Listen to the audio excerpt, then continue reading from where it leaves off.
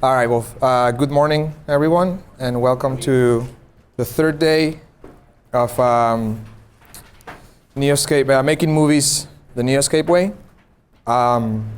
So we want to start with, hopefully today is going to be a lot of showing you, a bunch of files that go from compositing photo backplates, like the one you're looking at the screen right now, and putting CG on it, and the opposite, where you put a person onto a CG backplate, right? So you're gonna see a bunch of familiar shots that we've been showing through the last couple of days. And we're also gonna be talking about motion graphics in more detail. Dave is going to do that. We're going to be showing, again, familiar projects that you have seen in the last couple of days, some tests that we have done. Funny story, we said to the client, we'll do this, and then we tested it instead of testing it and then saying, we'll do this. It worked, so it wasn't that complicated, but we kind of knew we could do it, but regardless, don't do that. So it's very simple concepts, right? And I want to encourage you guys to question how we are doing things, because this is not how to do it, this is how we do it. Right. This is how we know how to do it. And ultimately, like I've been saying in the past days, it's not how you do it, it's how it ends up looking like what really matters, and how creative you are in using these quote unquote simple tools, right? So we're going to start with an aerial shot here that, I'll say it right now, this fancy nuke comp in here was not done by me. It was done by Johnny Allen, who you've met, and talked about materials, some fancy materials in 3D Max and using V-Ray. But he was kind enough to organize it for us in groups in here, so we can go through the basic concepts of what he did, or what we typically do either on After Effects or in Nuke, to integrate CG into helicopter footage. You'll see it also addresses one of the questions someone asked yesterday about whether we have our EXRs with all the passes in them or not, right? You can see that we don't. We have all masks in here, and we actually don't have any passes other than the main pass. There's no need for it, because it rendered pretty sweet already as it was. So that's the main pass, right?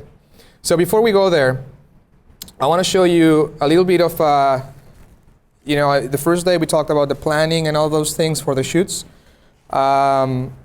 We talked about scheduling, and a couple of funny stories about how when we were shooting this particular shoot, it was going to be a day shoot, as you can see in that shot, and there's going to be also a night shoot. Night shoots are always scary because when you do dusk, you kind of have only a 20-minute window of opportunity to shoot what you want to shoot. In addition to that, there was a Red Sox game going on, and you couldn't really get too close to Fenway without being yelled at or shot at. And not true. You get shot in DC only. And so we had to be creative while we were there at the up in the air, and we had just 20 minutes to do it, right? So I'll show you a few clips so that you see all the troubles you get into, and it's really not that complex. It's like I'll walk you through it. It's interesting to see these clips, these raw clips that are kind of boring, really, because that's the site over there. You can see that white building in there, and then you're like, oh, it's too far away. No, zoom in. Well, does the site fit? Are all the buildings gonna fit? I don't know. I'll zoom out a little bit. It's 1080, so I most likely can get in there a little quicker. And you can see the raw footage is pretty pretty muted in terms of color, washed out almost. So you need to make sure when you shoot these things that, especially during the day, that you have the right filters, an ND filter on it, on the camera. And this was going to be tricky because although this was supposed to be in the morning, the sun rises in Boston right there. If I shot this in the morning, then I would have been shooting towards the sun, and it wouldn't have been ideal, right? So we shot these like at 4 p.m., which in the summer is the sun's still pretty high, so it worked out well. And it was important to show the project in the context of the city. So shooting in the other direction towards the woods made no sense, right? So that's one very simple shot. Then there's funny things, there's things that you're trying to capture as the helicopter is flying around. You're telling the pilot to go this way, go that way. You're trying to point the camera in as many directions as possible and trying to shoot things that are gonna, help you tell the story that might not be in the shot list or the storyboard. And you're obviously trying to come up with as much footage as you can, because what happens, in my experience, when we're shooting these things, is you think you're shooting the hell out of it, right? Oh, there's the train. Get the train, because the train was an important part of the story, right? And you come back with a hard drive, and you're super psyched about it because you were there for like an hour flying, right? And you should have, in theory, an hour of footage. And you come back, and then I give the drive to Dave, and then Dave's like, well, yeah, there's only like, in the edit, right? It's like, hey, Vasily, what's going on? Why, where's this shot? Or where's this other shot? Well, that one shot was blurry, or that one shot didn't really work. Or this other shot, you didn't really shoot. And then you look at, let's go to the clips. And then you go to the folder, we have the clips, and there's like 10 clips. And you're like, oh, man. So in this particular case, I tried to shoot as much as possible. And then I came back with a lot of stuff. And that's pretty typical. I mean, you got to go out, you got to get a lot of stuff, and you're going to get a few seconds of usable stuff. But that's sort of par for the course. I mean, yeah, that's the cool thing about this is that there are so many shots, like for example this one, that we wish we've used and we didn't use, because it was pretty cool. We were flying very low, almost as high as that New Balance building right there. People in the office already they knew that it was us, oh, there's those guys flying so low. And then there's things like when you play it, see that? So I obviously zoomed in. I was zoomed in almost like to 400 millimeters and then all the way wide open.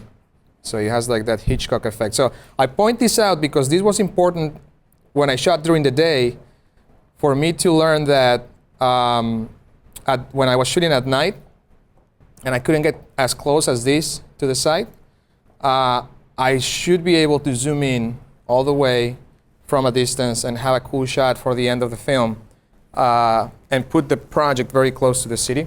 Using like lens compression, basically, just so longer lens equals closer stuff. Let me open these clips to see which one is. So this is when we took off, and I just want you guys to take a look at this one because just so you can see the time we took off at, right? So the sun's just setting, and the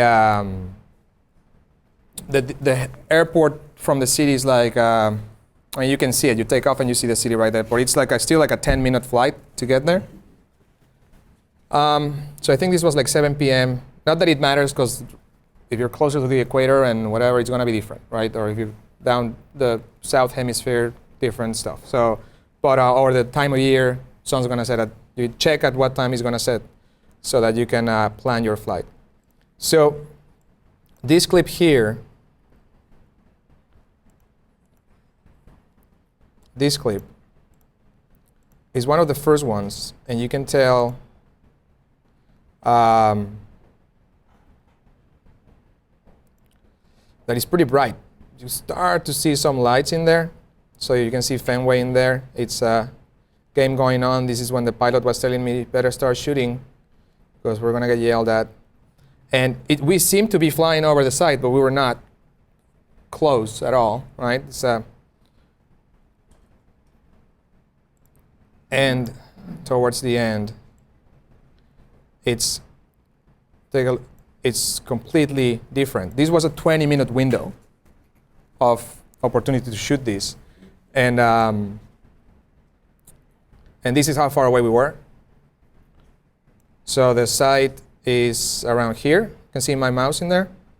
That white building in there. But this is the shot that we end up using at the end. What does that lens zoom into? I think it's like 400. Yep. So it ended up working well. But after this, and this was basically the last shot I shot, you couldn't shoot without it just being black and twinkly dots in there, right?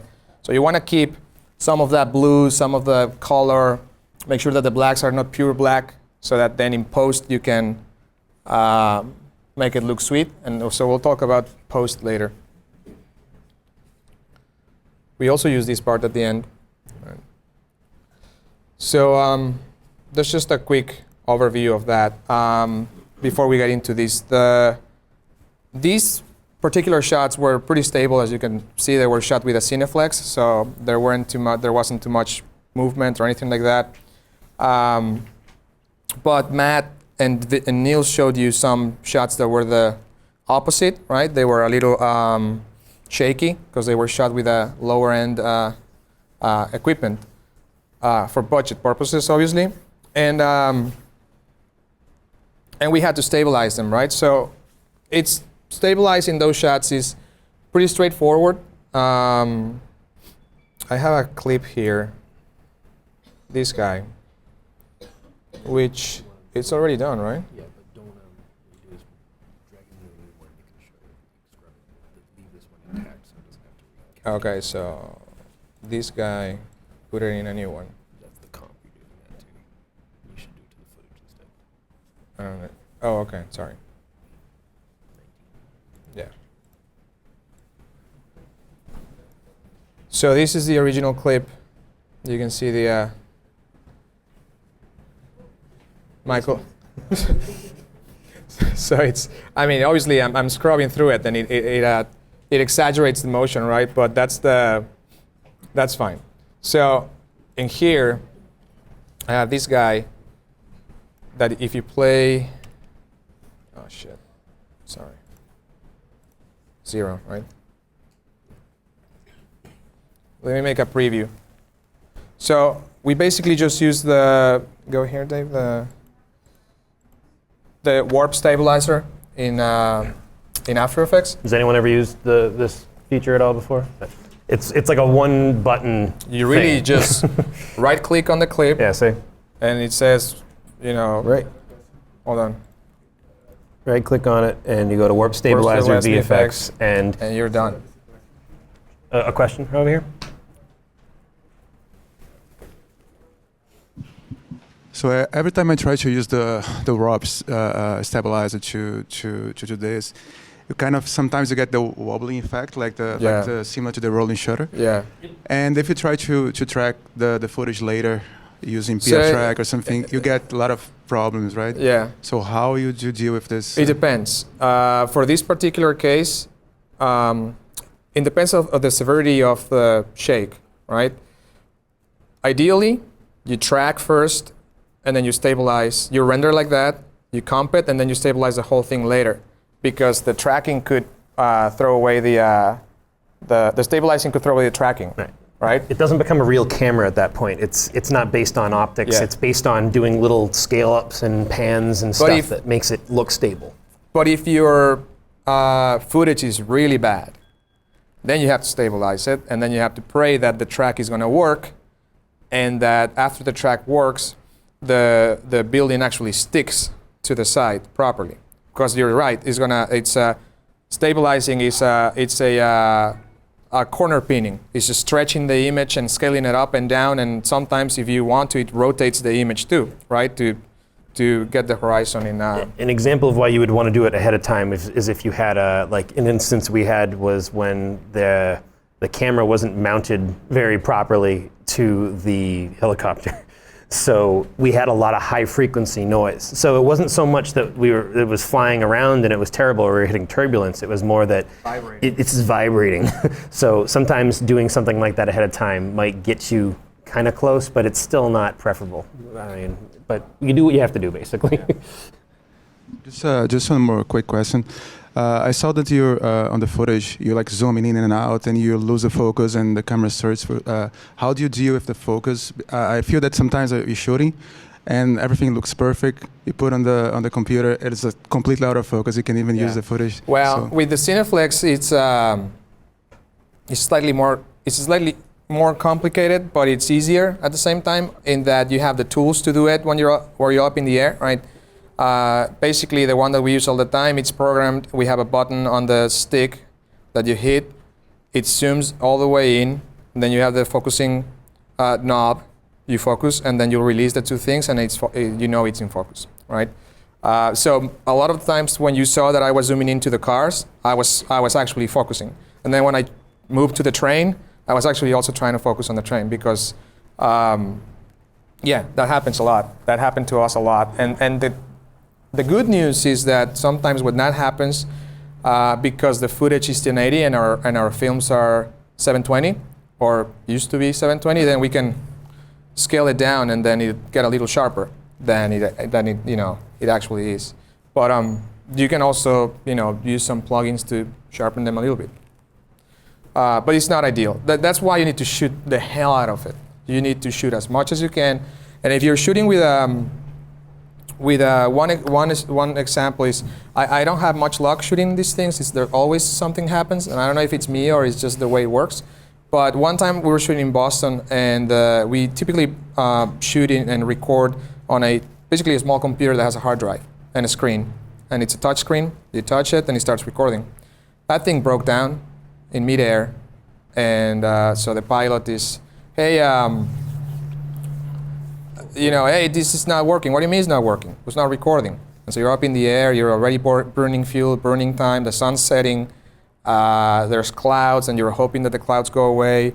Because this was in the winter, and here the winter is a little, the weather is very unpredictable, but we had to shoot. So there was this half an hour window of opportunity that we could shoot at, and then we took the gamble, and then we're up in the air, and then the clouds were supposed to break, so on and so forth. So we had to land in Logan, right here, across from the office.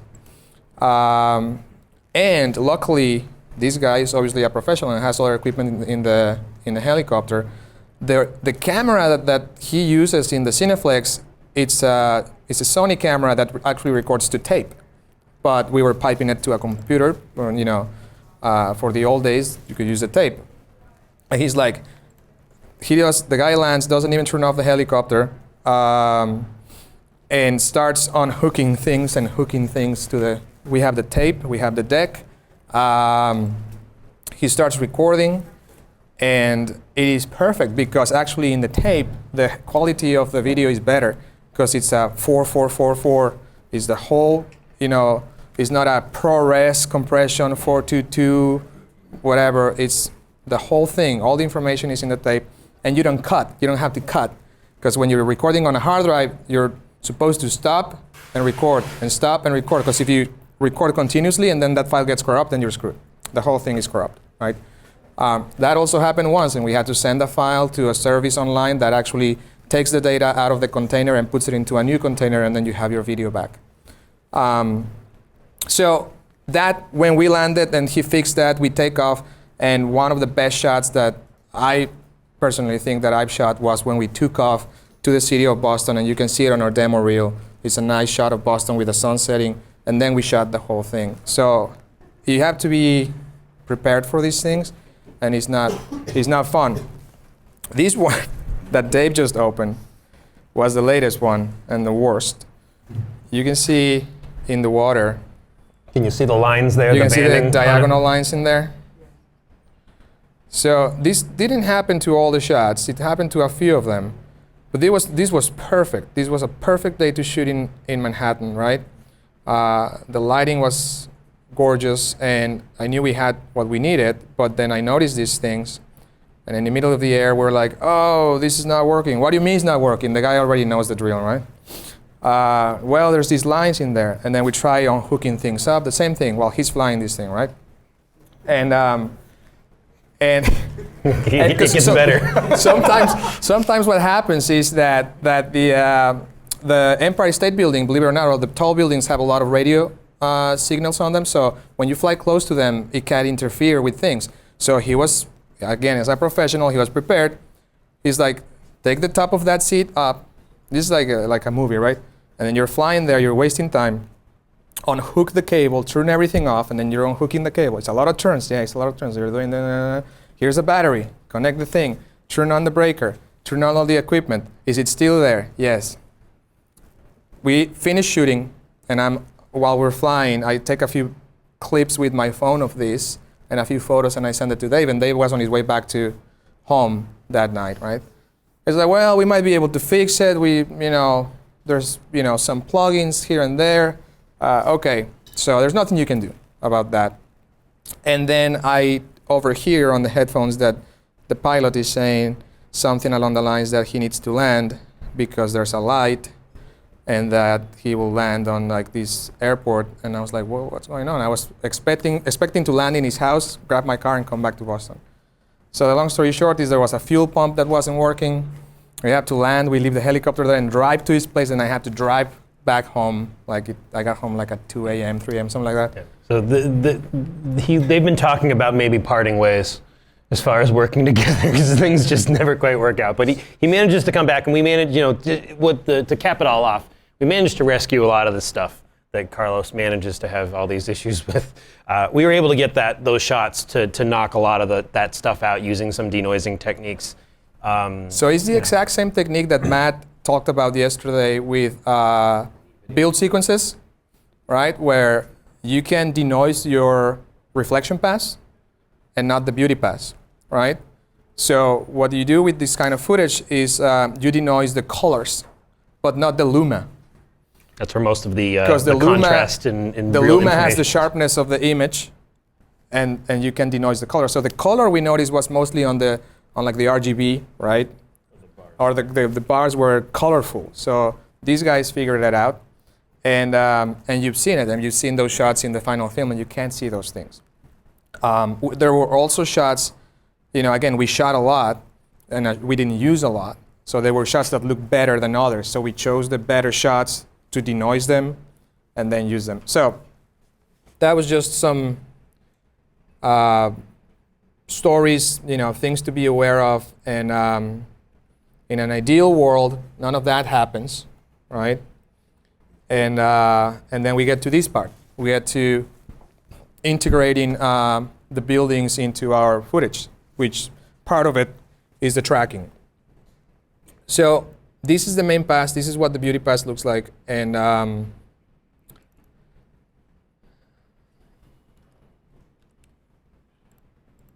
hold on.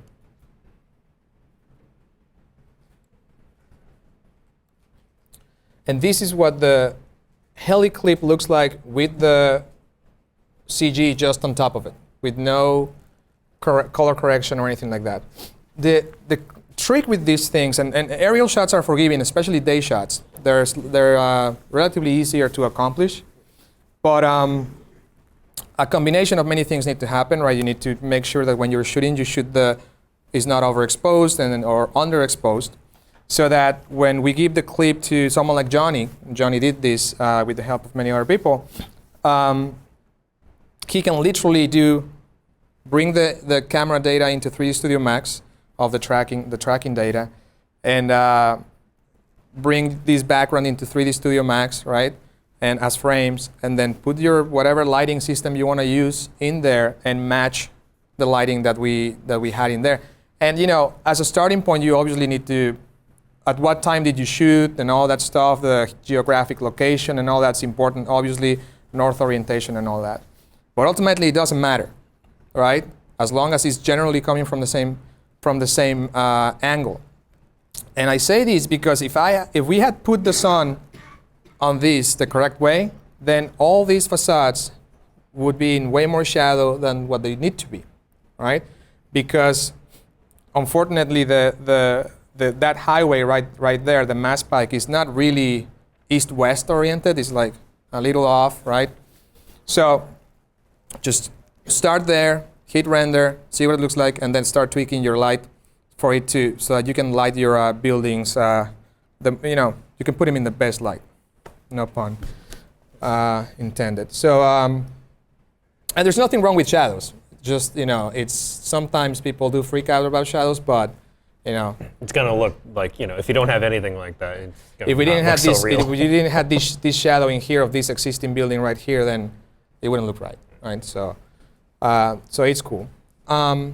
So I'll start with Johnny here doing some fancy things. I'm gonna start turning things on and off. He basically has a bunch of mats here to cover street lamps in there. So he did a lot of rotoring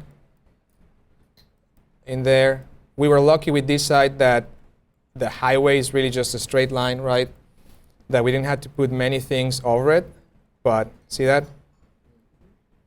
Right there and that. That's really as much as we needed to do. There was a tower in there, just like a telephone tower or something like that went through some of those buildings. So I think that patch in there was just to cover that. Because instead of trying to roto the tower, then it's easier to just put a bunch of trees. So then we did some color correction there. It's a little blue, made it warmer. A little saturation in there.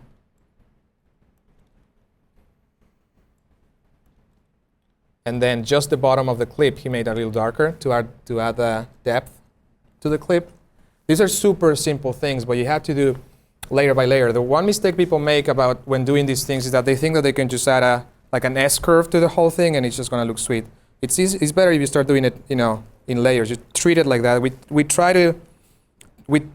tend to treat all of our shots in typically just 3 layers. The typical foreground, midground, and background. But you should always do that, because then you can do the color correction or the color grading that way. And that applies to set dressing and even storytelling. You can have a story in the foreground, another one in the midground, another one in the background that are in. You can choose the hierarchy. The important or the main one can be the midground or the background, depending in what you want your viewer to see first, and then look back at the other two.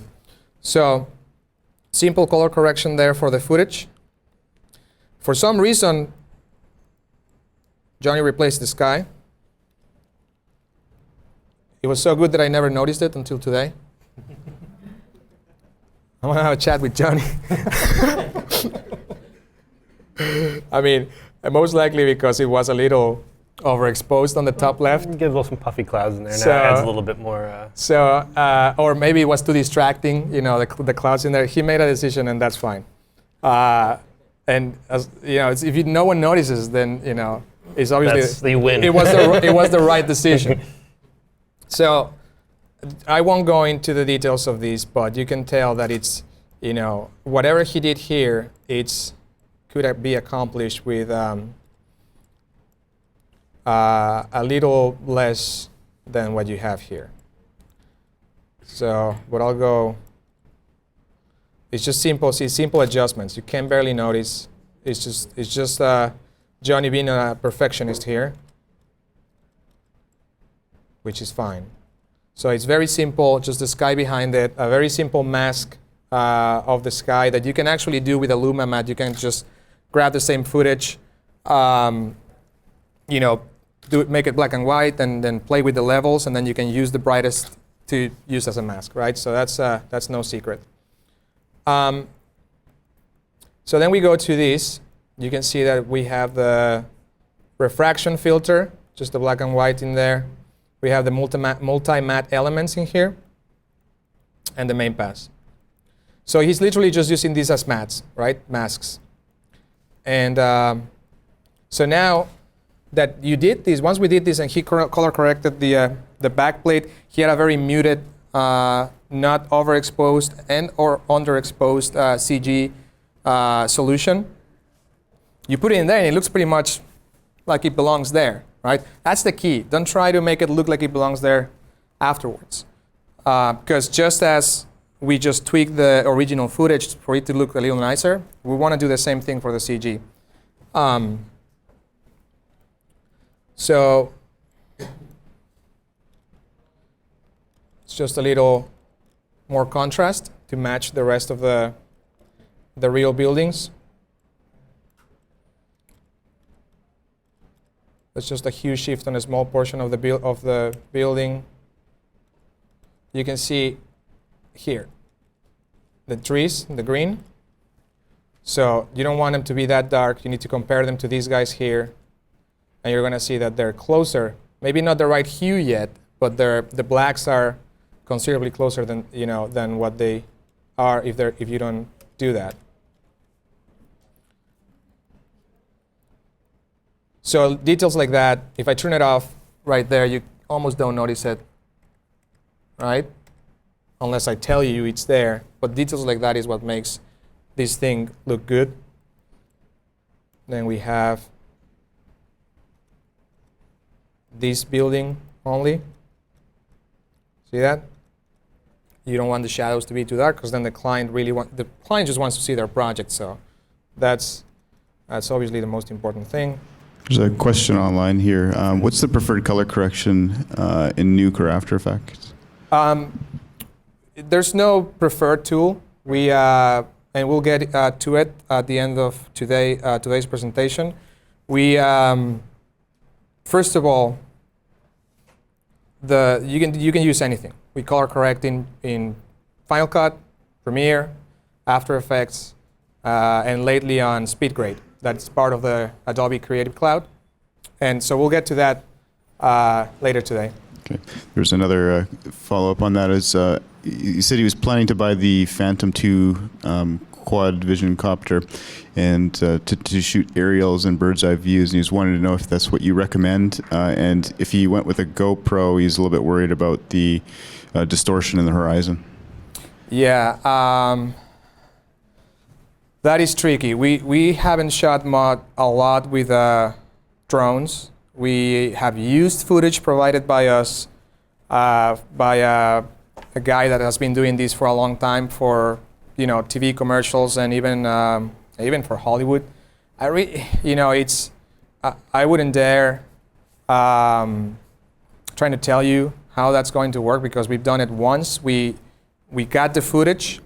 We knew it was going to be a challenging thing because the shot was basically of this quadcopter or whatever it is flying down a street very low, like basically at the treetop level, and he's just flying down the street for like 2 or 3 blocks.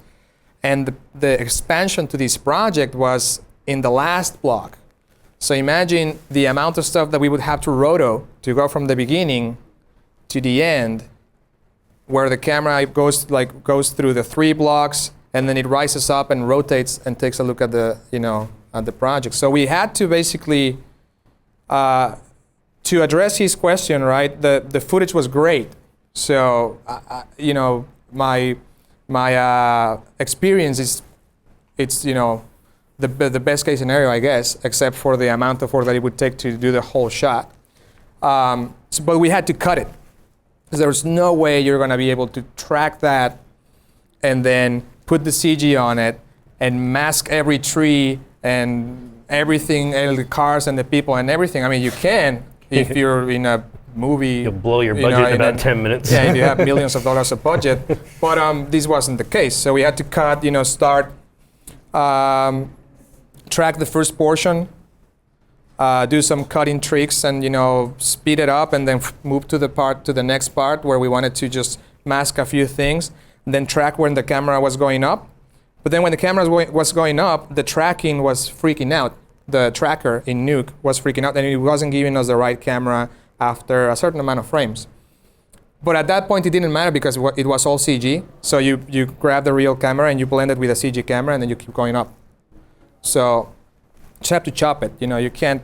The worst thing you can do is to try to do this like one long thing. That's why it's better to cut, and then address it in single shots. We've shot, just to finalize with the question, we've shot things with a copter that one of our coworkers built with a GoPro, but only stills, because not only you get a lot of distortion on it. It's a decent resolution, but not great, and the rolling shutter, it's horrible. It's like a shooting with a phone. And you can tell if you shoot with a phone, the blades of a helicopter, then they look like a U. They're bending. They're just like they're bending. So that would definitely be a problem. It's not impossible though to answer the question. So it's just going to be trial and error. See how much you can do. Recommending gear for that particular thing though, we wouldn't really know exactly what to I think suggest. It's always like I've been saying for the last couple of days is we tend to dive head first on these things. Like we like challenging ourselves to do this. So, but in that process, you need to find the limits of the equipment you have, and you will find them the hard way if you try. So.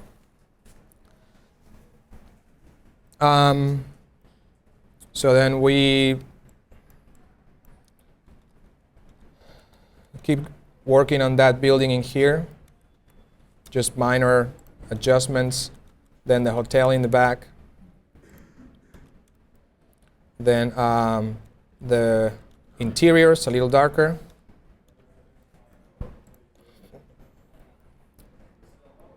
reflection, a little bit more reflection, and the reflection is super easy for this kind of stuff, looking down.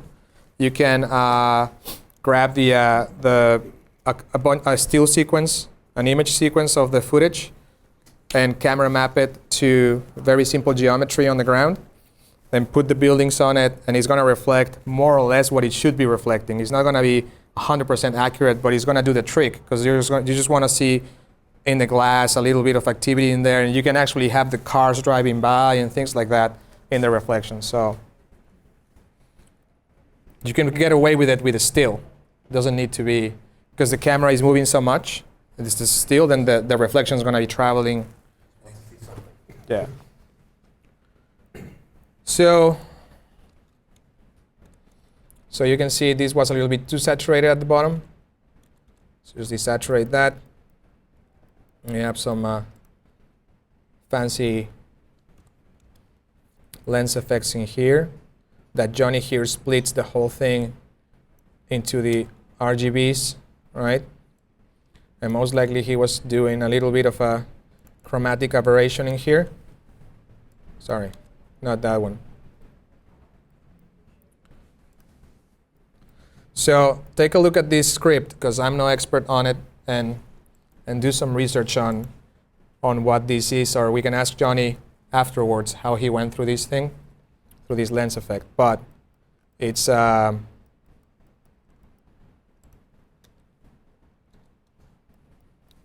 almost unnoticeable. So, and then there you go. That's the trick. This is how you write your export your shot out of Nuke. And we would do this in any program. Like we can do it in After Effects too. It's the exact same thing. Make sure that you have your backplate the way you want it to be. You bring that into 3D Studio. You light your scene as close as possible without too many tricks, and then you just make them blend, because this clip, and I'll show you in the color grading part, is as neutral as it needs to be. And actually, it already has a lot of color grading for my taste, but we still took it like this and then added a little extra layer of color grading at the end. So you want to make sure that your comps are as neutral as possible, so that you keep all the information in there, and then you can do your color grading, and then you can exaggerate the contrast or the whites, or if you want to do whatever look you want to do, you do it at the end. Any questions?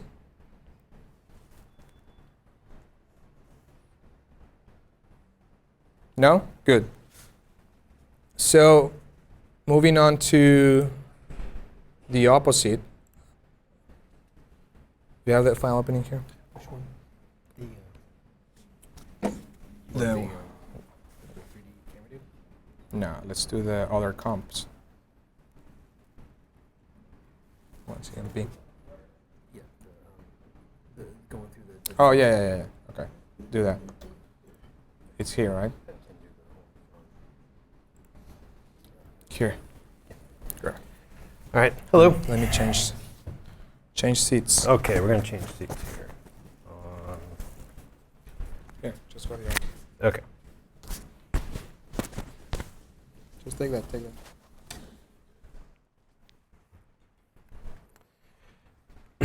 So we're going to go through. I mean, you've been seeing so many instances of the 3D camera integration into different programs. In Nuke, obviously, you just saw some examples, and now we'll show you a little bit about getting moving cameras into After Effects and the way that we do it here. I'll open up a shot that is. Don't save. This might take a minute. This was, I'm going to show you, it's kind of a stripped down version, but done just for the purposes of what I'm about to demonstrate. This was for this South Street Seaport project that you've seen, with the heli footage that didn't look so great right there. These are some ground level shots, or this particular one is a ground level shot. And this highlights the workflow of going on Max, getting a couple nulls so that we can make sure people are staying where they should be staying, so that the camera is brought in properly, and that we can put some more realistic looking people in the foreground, as opposed to putting like 3D people in, which we try to kind of keep a little further away from the camera because they don't look as good. So if we go in here, you can see there's this null right here that is staying. You'll see it in a second when it updates. It's staying stuck on the ground. There's a camera right here that's been brought in from Max. On every keyframe, it's been baked in. This is using a script that I can actually go through and show you right now in Max that we use to export. And I know this came up the other day about different techniques for bringing data from Max or any other 3D application into something like After Effects, but at the end of the day, it's what you have at your disposal. We have a certain method here. We're looking into maybe other ones too, but let me just open up Max here. We have 2012 on this? Okay.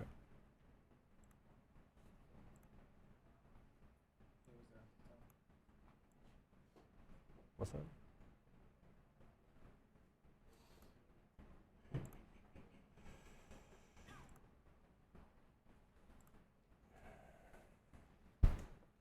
So we'll open up shot, and I'll just put like a null or two in there. I'll save out the camera, and I'll bring it back in After Effects.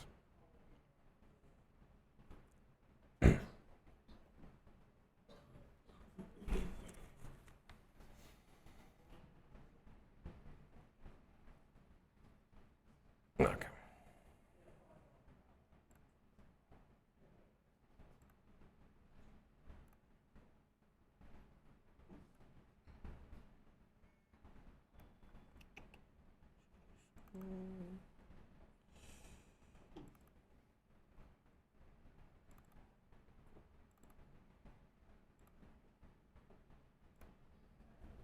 Uh-oh. 2014. 2014. Jerry made it work on 2014. Okay. Sorry about that. Max 2012 doesn't work anymore. It's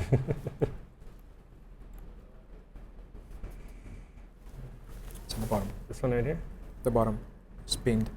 What's that? I'll let you do it. Here. Oh, hey, a button. Say okay. It's gonna take time. Okay.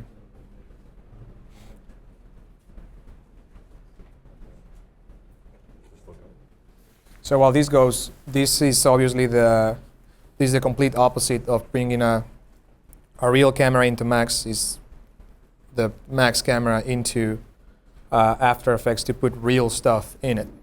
So the backwards of what we just discussed.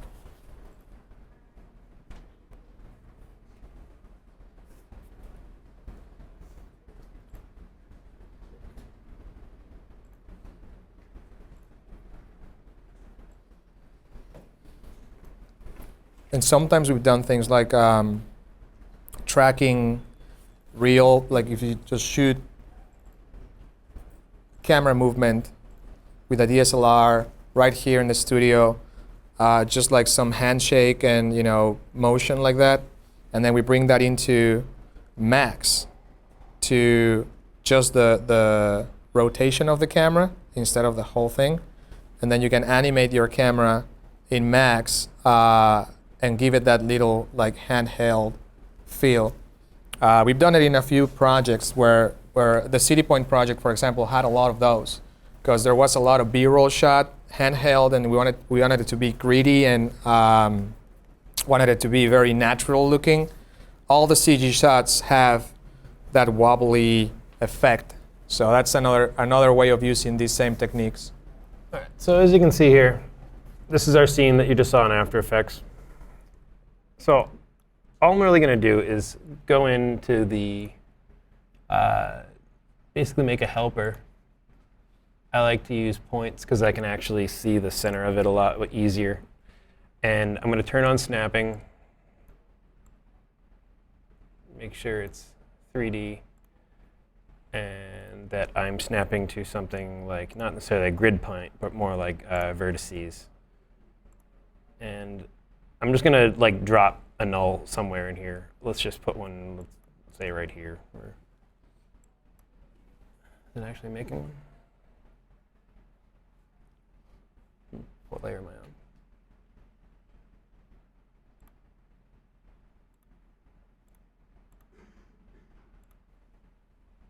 Oops.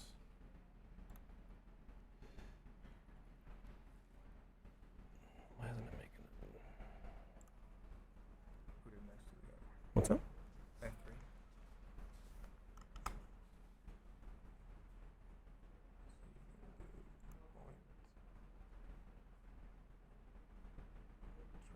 Yeah, I was doing there. It was just showing up.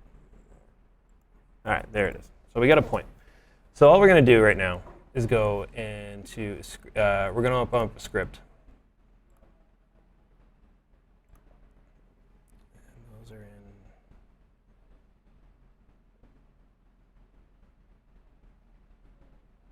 Do you know where those live? I thought the script was supposed to be up here, the regular Neoscape script. Oh, okay.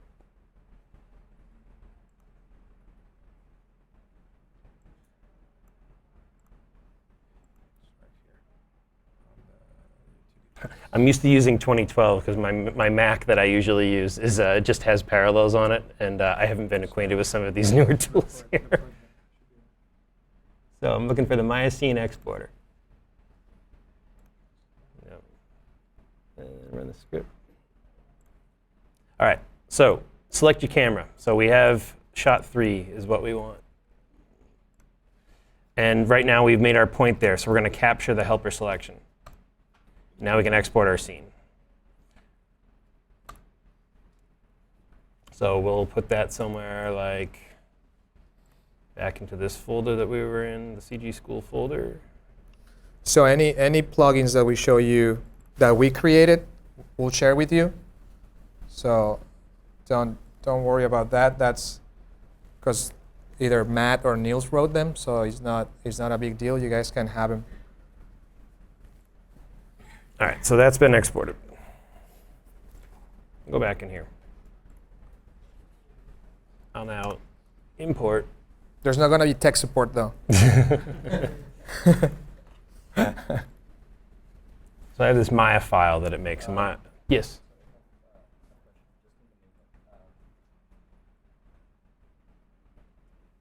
Let's say that your end video needs to feel like any video that you would take from an iPhone.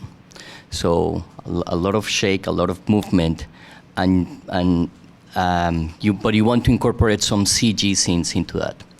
Would you take the original footage with a proper DSLR or even a RED and then dumb it down and try to mimic all the different movements? Or would you try to use the actual iPhone video and track track it and then or impose the CG on top?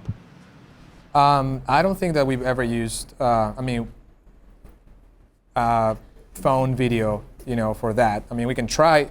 We've used it to test, because you don't have any camera with you at that time, and you're like, Dave many times grabbed his phone and, I'm gonna take a photo of this or a video of this at the train station before coming to work, just to have something that he can work on the train, right? And like, he tracked it, it works, and then he showed it to me. We take the train together, lived in the same area. So he's like, oh, check it out in the train, oh yeah, that's gonna work. So then we get to work, and then we start shooting with either the DSLR or the RED. Ideally the RED, right? But it doesn't matter. Ultimately, if you can get good stuff with any camera, then get it. Yeah, no, and we've also done that where we previs with any camera, and then we take the real camera, but that's usually for the commercial videos and so on. But now, especially on advertising, there's a tendency of use iPhone cameras or like, and it's not only driven for cost, but also having this kind of real effect of making a video viral, because people believe that anyone could take it, and especially if you are overimposing some impressive CG, you don't want to make it like, yes, it was really post-production work. It's ultimately a gimmick, right? Mm-hmm. What camera you use, because you heard of Nokia when they released their TV commercial about their fancy camera, and they didn't even shoot it with their camera, they shoot it with a DSLR, and they got caught. And yeah, you can make it look like a DSLR camera, right? Or you can like make it look like an Instagram if you want to, even if you shoot it with a RED. But to me, it would be, with all due respect for whoever does it would be dumb to capture your master with the worst camera, where you can always dumb down the good stuff, but you can't make the other stuff look good.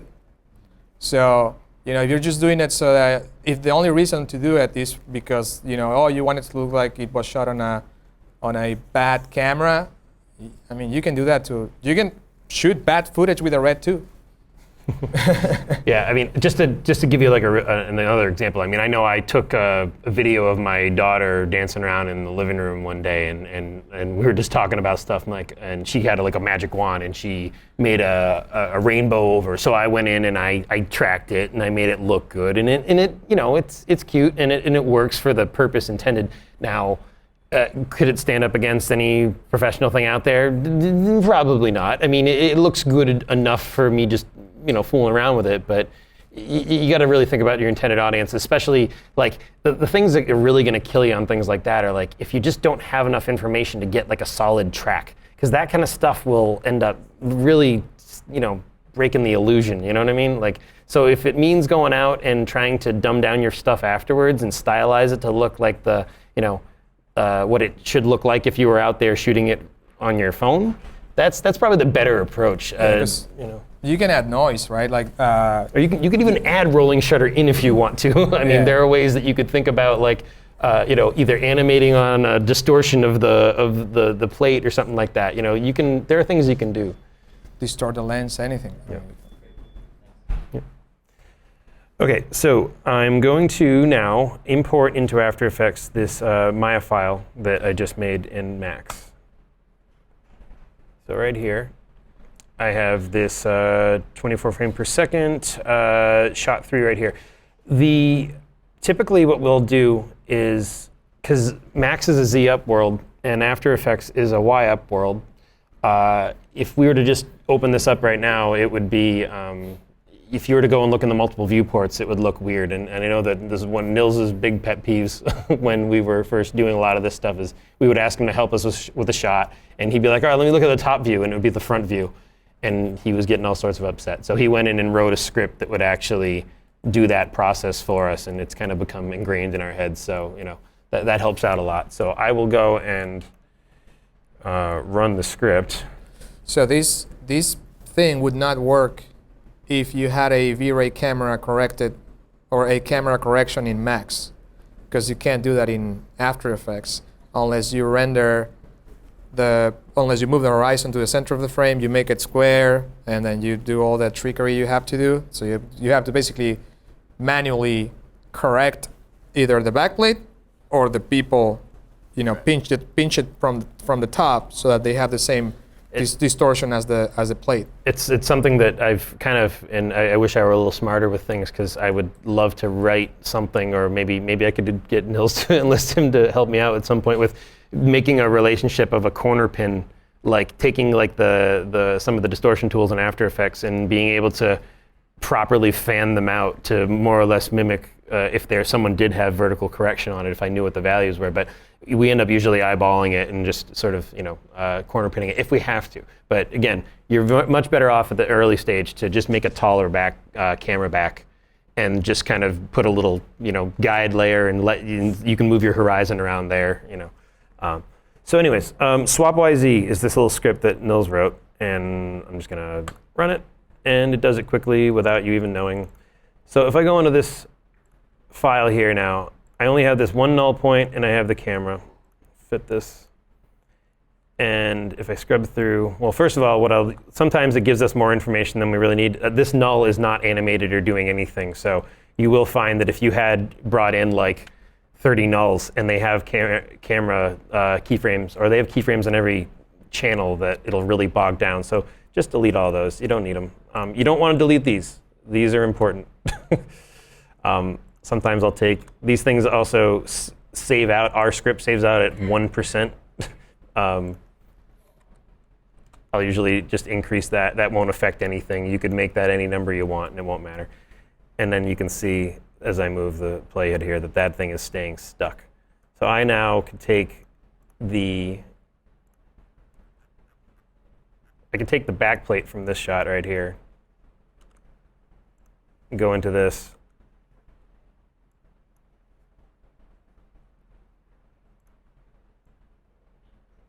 And you can see it'll stay stuck. So we use that process all the time to get people in. What I can show you now, are there any questions about how that works? So why, instead of getting the camera from 3D to After Effects, why don't you just track your footage, your render? Oh, why don't I track the render? Yeah, using the 3D tracker on After Effects. It's a very, very simple answer to that, and it's just the accuracy. I mean, you have something that will stay exactly where it should stay, and you want to leverage that. In fact, it's something that, I'll give you some examples. Sometimes if we got to do something really quick, and let's say we're doing a tracking shot, we're just moving along, and it's a very simple, predictable move. We might put 2 keyframes in there to have someone stay stuck, because we maybe, the guy who's working on it doesn't know how to get the nulls out as well, or something, any kind of reason like that. So we'll do that at times, go into After Effects and come up with a solution. And I have had to track things in After Effects, but only because of weird circumstances, not because of a workflow. The workflow would always be, if you have a 3D camera and you need to put some people in that shot, or motion graphics or anything like that, you want that real data. It's like imperative to get that. You already have it, Yeah. and it's going to be the exact same camera in 2 different programs versus the estimation of a program on a 3D camera. So, but we've done it, like Dave says, sometimes I know, for example, as a 3D artist, we're in a crunch, I animated the camera. I know the camera is a linear move, and it's only 2 keyframes, right? So I can tell that to this compositor and say, hey, it's only 2 keyframes. Put the guy here in the first frame, and put the guy here on the second frame, and it should be fine. Chop their feet.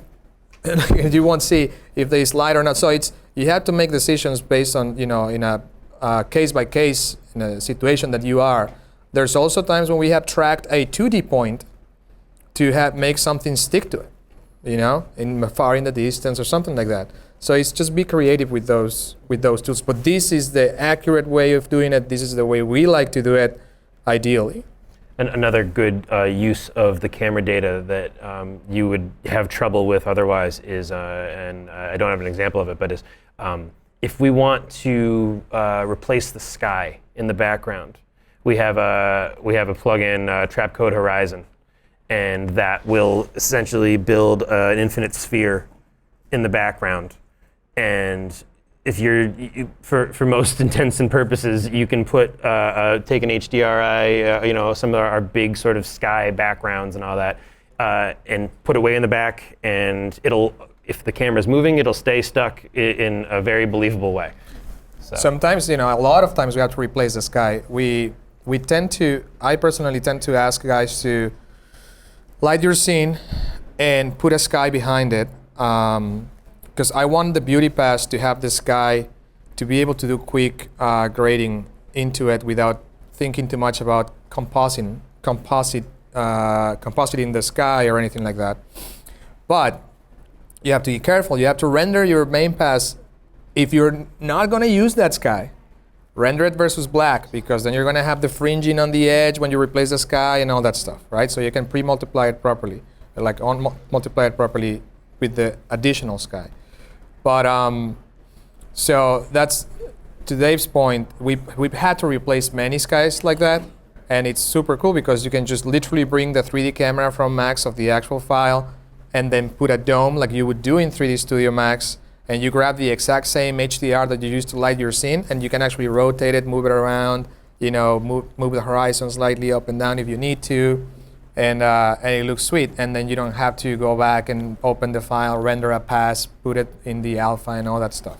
So it's that plugin is pretty sweet, and it works pretty well. So I'm now going to show you a example of more of like what happens when once we bring the data in and we know that we have to put a couple real people in a shot, and how we would go about integrating them in properly. So this is like a combination of the thing you just saw. I'm not going to do the exporting and all that stuff. I've already got all my nulls in here, and I'll just kind of turn on and off some of these layers to show you what's happening. So we basically have these couple people right here, and if I were to isolate them, you can see them right there. I can move my playhead. You can see that they're staying stuck. Turn that off. Takes a little bit longer on these ones, but they're in the right spot. They're from our library. We have a pretty extensive library of footage that we have gathered through the years, and it's actually getting a little bit old because some of the stuff was acquired with like older methods. We have the red camera now. We really need to talk about like updating our library with either newer things. Like sometimes you'll see in some of our library items like people still using like flip phones and all that. It's not exactly as there's even a guy that we still have that reads the newspaper all the time. Well, what are those? we should keep him because they're going to be hipsters pretty soon. That's true. What's old is new. Flip phones are cool. So, like cool people from the 80s, right. And the 90s. So what's happening here is we basically will do anything we can to integrate them in as best as possible. If I were to take and turn and isolate this layer right here, you can see this is a reflection.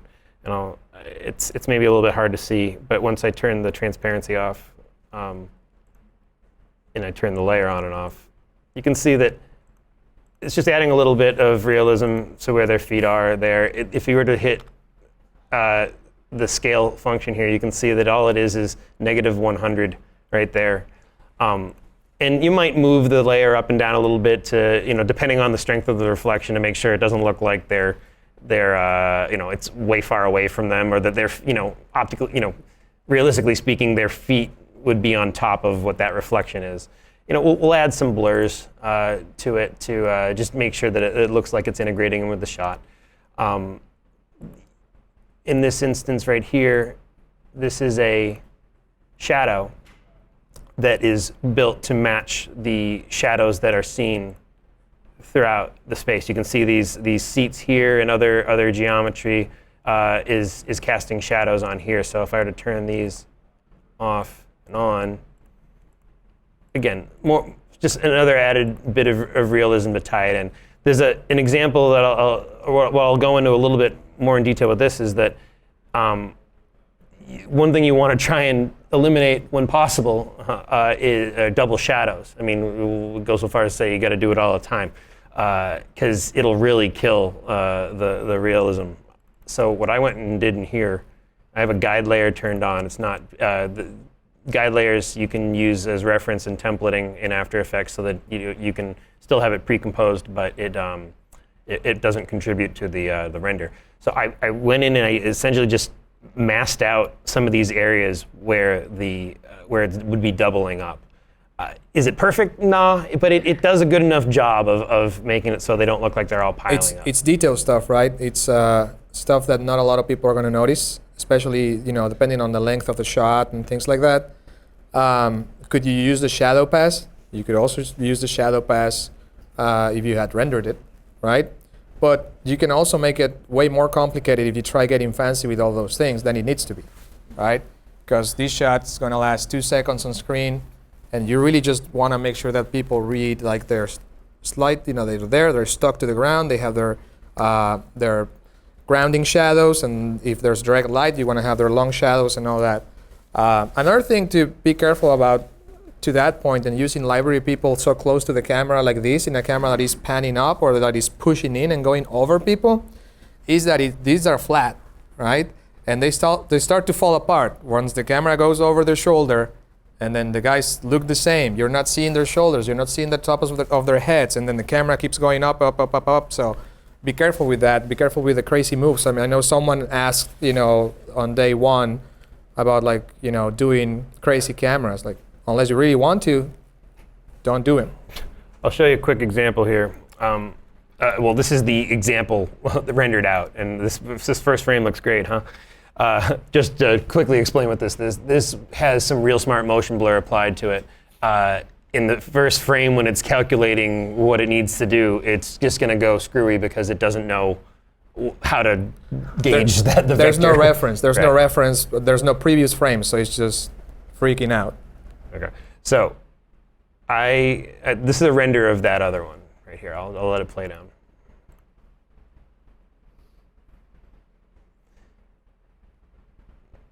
So you can see it helps because I actually am using the footage to drive the shadow, and it adds the realism. The guy picks his foot up. It actually looks like she picks her foot. She moves around a little bit. It looks pretty realistic.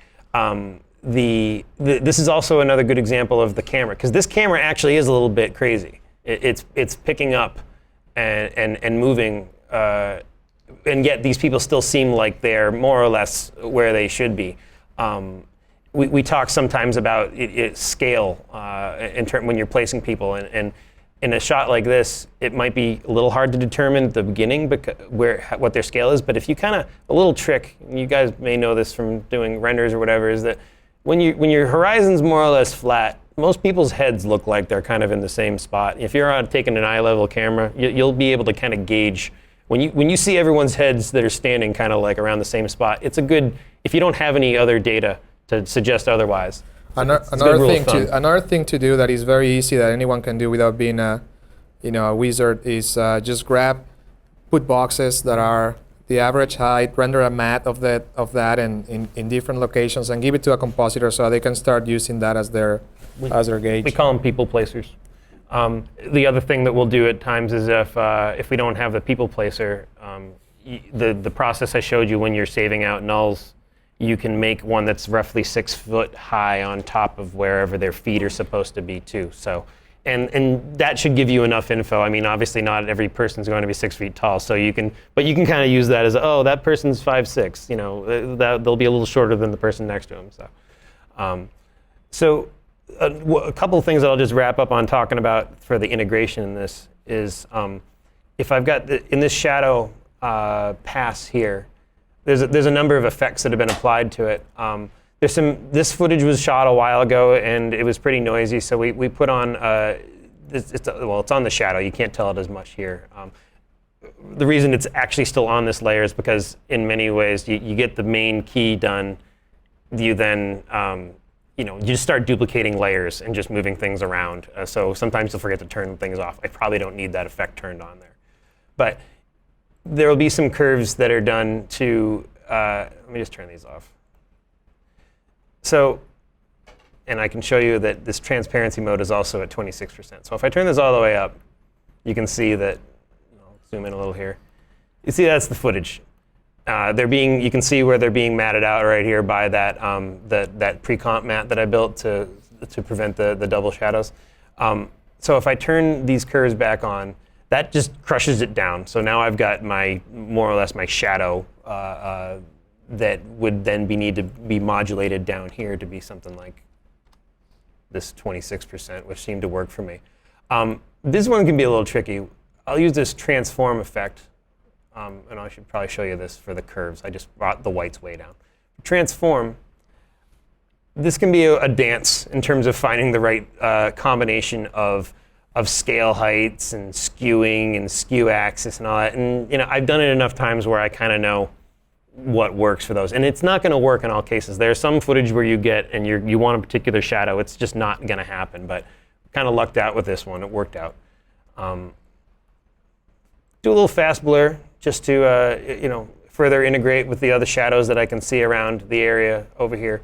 And then I'll do more of a color correction right here. So if I were to go into I don't think I did anything with the reds, but the greens, I brought them up a little bit, especially in the darks, and the blues, I brought them up a little bit too. A little trick that I like to do a lot of times is I will hover over things, and I'll sort of look, if you see up in the top corner here, what the RGB values are. So if you're like looking around your scene and you see that, oh, okay, this is pegging it, let's just round off 60, 65, and 60 for my RGB values. Then you want to go over here and just make sure that these values are looking similar. You can certainly eyeball it, but sometimes when you're getting really, really nuanced, with things, you might want to have a little RGB sort of, helper when you can. There's a question online about whether or not you guys use real people in backgrounds. Real people in backgrounds? Is as it relates to versus CG people? I'm assuming so, yeah. Okay. We just did. There was. It all depends, right? 3D people in the distance and for a crowd are just easier to manage. There's not compositing that needs to be done. You can brute force them, or you can just render them in the main plate. So some of the tricks that we do is like, originally we thought that when you have a crowd, like everyone needed to be animated, but you really don't need to. You can literally have 80% of the figures stuck in time, and then like the other 20 actually animate. So that 80% of people you can have in your main pass, and then the other 20% you can just render it as a pass, put it in the back. But back to the question, yes, we've used people in the back because we have groups of people that we shot a while back, people having cocktails and stuff like that. But it's, it's impractical, it's there's work that needs to, be done to put them in the back and make them look good. And are the shadows good or not? Is the footage, the white balance the same? For distance stuff, is my opinion that 3D people should work. It works better. How often do you use your library of real people? Every day. Every day. Yeah. Every day. And every day we shoot. Every day we have new stuff. And it's, again, when you have, even if you don't have the luxury of having a studio like the one we're on right now, you should just get a green blanket, and because it's not that complicated. Yeah, exactly. That's really my question. Like the library people versus a person that adjusts exactly to a scene that you want. Because what we've been doing on our studio, we started shooting people for our own library, But I think if we used a scene more than 3 times is a lot, because usually what happens is that either the demographics don't fit the cameras, or the camera angles are not right, or the lighting, even though we try to have a generic lighting on the studio, but the lighting is not right, or the reflections are not right. So we're trying to shoot per video, but the problem that we're having also is that affects the costs, because they're like, well, especially if the malls have rights, and if the video goes to online or is broadcasted. So I wonder how you tackle So this. it's the our library people, we use it every day, and we use it, we try to keep it in the mid-ground to the background, right? If it's like you say, people that, we know the girl with the purse, put her in there, right? Or the guy with the flip phone, put him, the hipster, put him in there. But we try to shoot as much as possible with the right lighting and with the right angles and everything. But sometimes it's not possible, and sometimes there's no budget for it. So the client needs to be aware of what they're getting. That's a very important thing, because we will oftentimes, like, if there's no budget for a green screen shoot, we'll just tell them, you can have library people in it. And these people, like in the instance of this, were much more pushed forward, like than you might normally do, but they worked well enough. They fit, and sometimes we'll go to fill in shots, and we'll just need some people, and maybe the camera's in New York or something like that. So you got to kind of work with what you got. Yeah, and even when we shoot custom people for the foreground, we always use the library people for the midground. If you have a scene with a crowd, you shoot the key characters, and then you just start putting people. You literally, of all the movies that we have shown you, it has custom people in the front, library people in the midground, and 3D people in the background. It's a combination of the three, and so it's whatever you want to do. There's a question online about whether or not you guys use any other plugins other than Keylight for removing green screen. Yes, we do. It's usually a combination of Keylight and Primate, or however you're supposed to pronounce it. I never know how to pronounce anything in CG. I was really stunned at one point to find out that tablets were not called Wacom, but they were called Wacom. But we basically, Keylight comes with After Effects, and this is a good segue into what I was just going to talk about. And Nuke. In fact, Primate comes with Nuke as well, right? I think so. Right. And Primate you would need to buy as a separate third-party plugin through Red Giant for After Effects.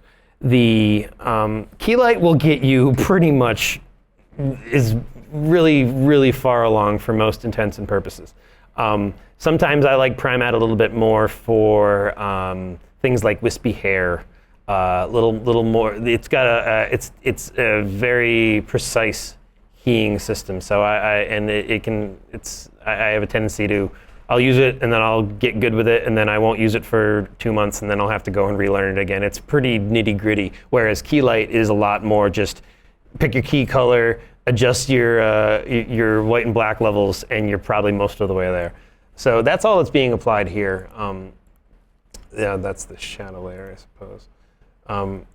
There's another question online about whether or not you guys use RPC content and what your thoughts are of it. Yeah, I won't lie. We used it like 10 years ago, maybe, right? But no, we don't use it anymore. And they're fine if the budget is all that allows for, right? But part of the value of what we sell here at Neoscape is customization. Is the fact that our clients can choose what they see. We can cast, and sometimes the budget allows for it, but not all the time. And instead of using RPCs, we'd rather use our old library, of many people that we have in there. So it's again a personal choice and a budget decision. So just to really again prove how very easy it is to get a key in Keylight, I'm going to select the background color, and you're already most of the way there. Let's see. And it's, one thing though is, to be fair, we shot these when we didn't have a studio. We rented a studio. This was back, maybe 7 years ago. and a director of illumination and a director of photography, and there were professionals that do this for the living every day to light these scenes, light the green screen and light the scene. Can you guys do it? Can everyone do it? Yes, we do it all the time, but you learn like that by looking at these people do their job. It wouldn't be as easy as to just hit the green and see what you see right there if this scene was not lit properly. Right. It's true. And there are times where, even here, we just might be having a bad day and we didn't get such a good even light behind it and all that, and we have to go to greater lengths to make sure it all integrates and set multiple keys up for things. But, if you got a really, I think I said it in my first day, evenly lit screen is very, very important. And that's why, when Casey showed you guys the black and white shot with the lady back in the 70s or the 60s, whatever that was, he split the key in a few layers because we wanted to be able to see her hair. Wanted to be able to see like single strands of hair, right? And that really sells the whole thing. You'll have to do it also with these guys to get some of the shadows, the contact shadows. Even if you can't get the longer shadows, you can get the contact shadows on a separate key, and that's awesome. So, quick story before the question. I talked to a guy from Weta once, and he was telling me that their VFX supervisors would send keys back if they can't see a single hair on their heads or the shadows. And so they basically told me they can do like 10 keys on a subject, like just for the shadows, for this, for that, for the hair, for the hand, so don't, if it's for the back, you do what Dave just did and push it to the back and it can work. But I would suggest, you do at least 2 for the subject and the shadow. Yeah. What type of lighting setup do you have on the green screen studios? Like we usually. Well, we wish we could show this to the people online, but you can see here. And maybe Jeff, there's a photo that you have taken of the studio that maybe the people online can take a look at. If not, we'll take one. And we have photos it. that we can put up. But you see the grid, I can actually- the grid of lights on the ceiling here, and so those keynote lights, the long ones. So there's 1, 2, 3, 4, 5, are basically those lights are only just for the green, for the screen, for the walls. For the floor, then we need to add some soft boxes. And I think we're thinking that we're gonna do like 4 to 6 soft boxes. And so that's the even lighting of the whole screen, right? Of the green only. Then what you need to do, obviously there's a lot of light already, so your subjects are gonna be lit too much already. So with the camera settings, you expose it properly, and then you have to start adding more light on top of your subjects, right? And make sure that the light that you're adding to your subjects is strong enough to, go over the lighting that you have to light the whole studio. So that's really the basic concept of what to do, because if you have stronger light, if you don't have strong enough light to even out the floor and the walls, then you're gonna get all these hard shadows everywhere. You're gonna have a very hard time keying things.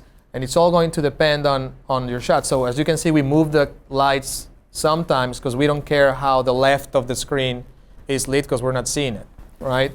And so we needed a light from the top. So we use one of the long lights to get that light from the top for the character. And you can use reflectors and all that stuff.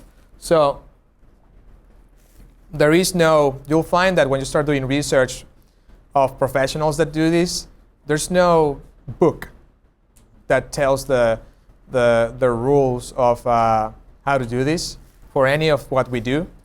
All of these guys are going to say invariably that, well, this is the way that works for me.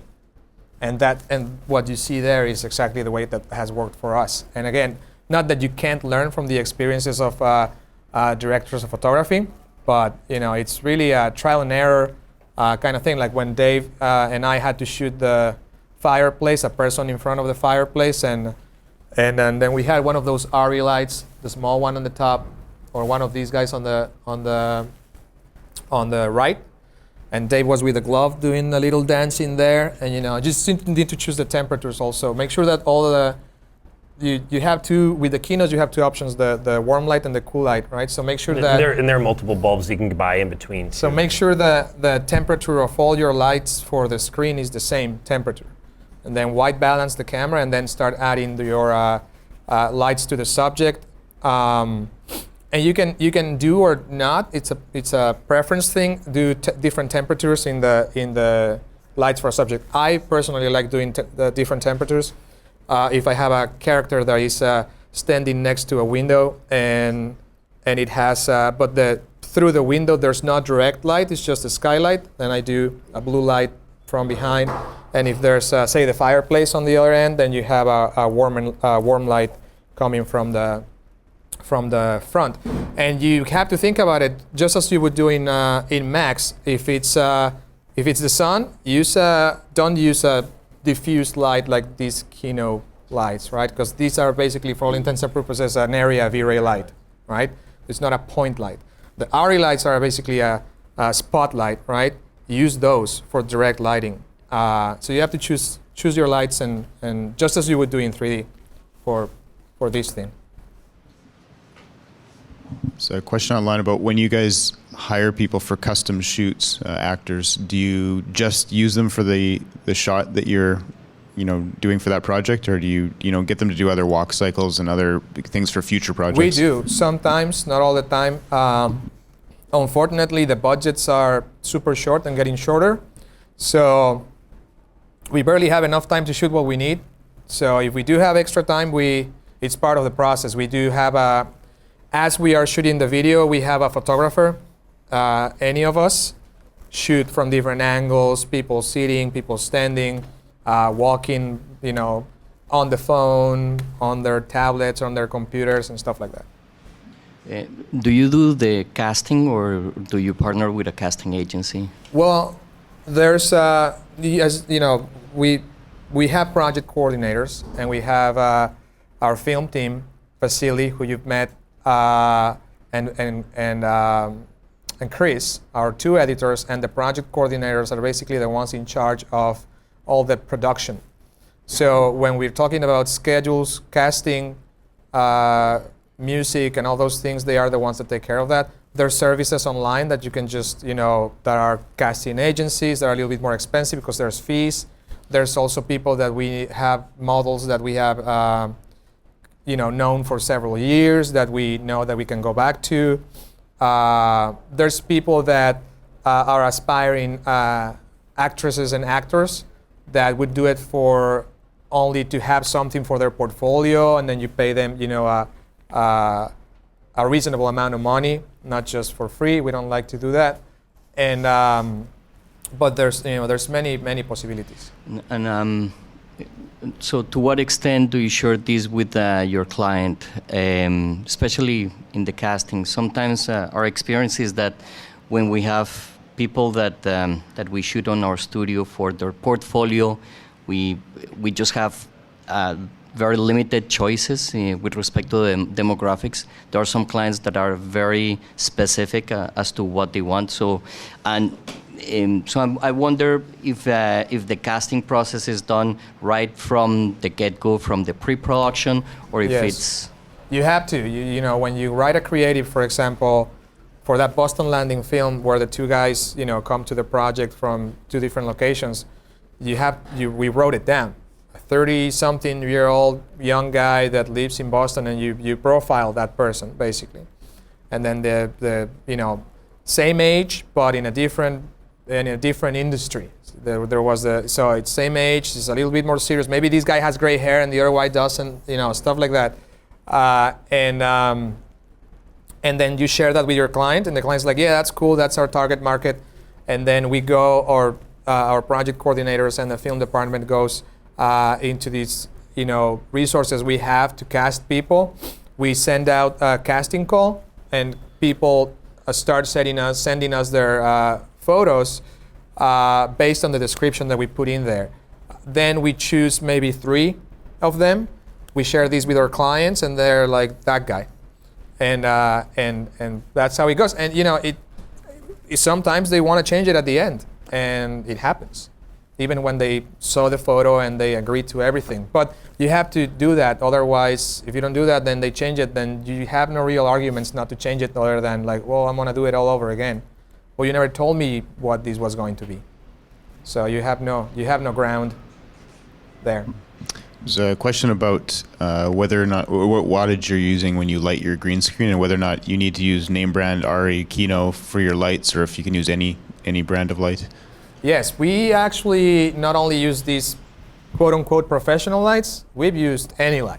Yeah. We've used flashlights, we've used construction lights, we've used whatever we have at hand. Again, we just have this, what you see here on that photo. The RE lights are the only lights that we've had 7 years ago. Then we started getting fancier with the green screen shoots at the old office. And instead of buying, expensive lights, we just went to a hardware store and bought some construction lights and started doing tests with them, and they worked. So until we moved here, we didn't get more kits. Then we got one Diva kit, which is just 2 lights, and then so we started building them, more and more over the years. But yeah, you can use anything you want. You can use. As long as you don't get any flickering on the cameras, you're good.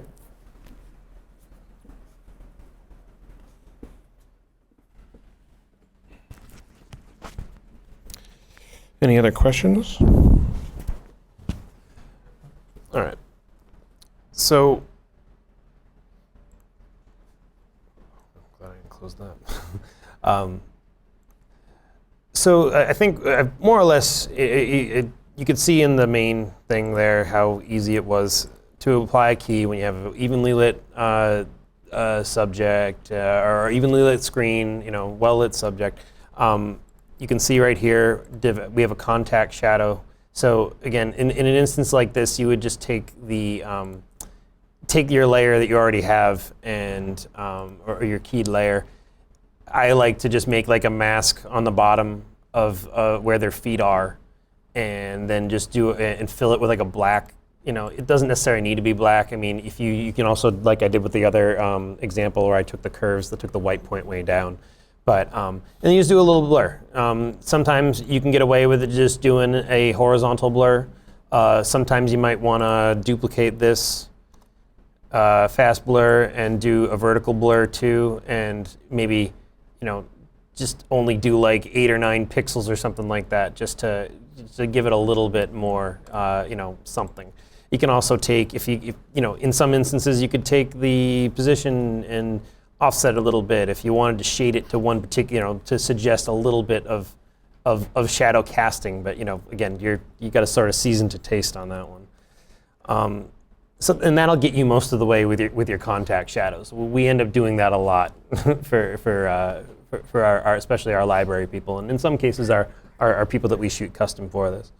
And yeah, I just put that color back there so you guys could see what was going on.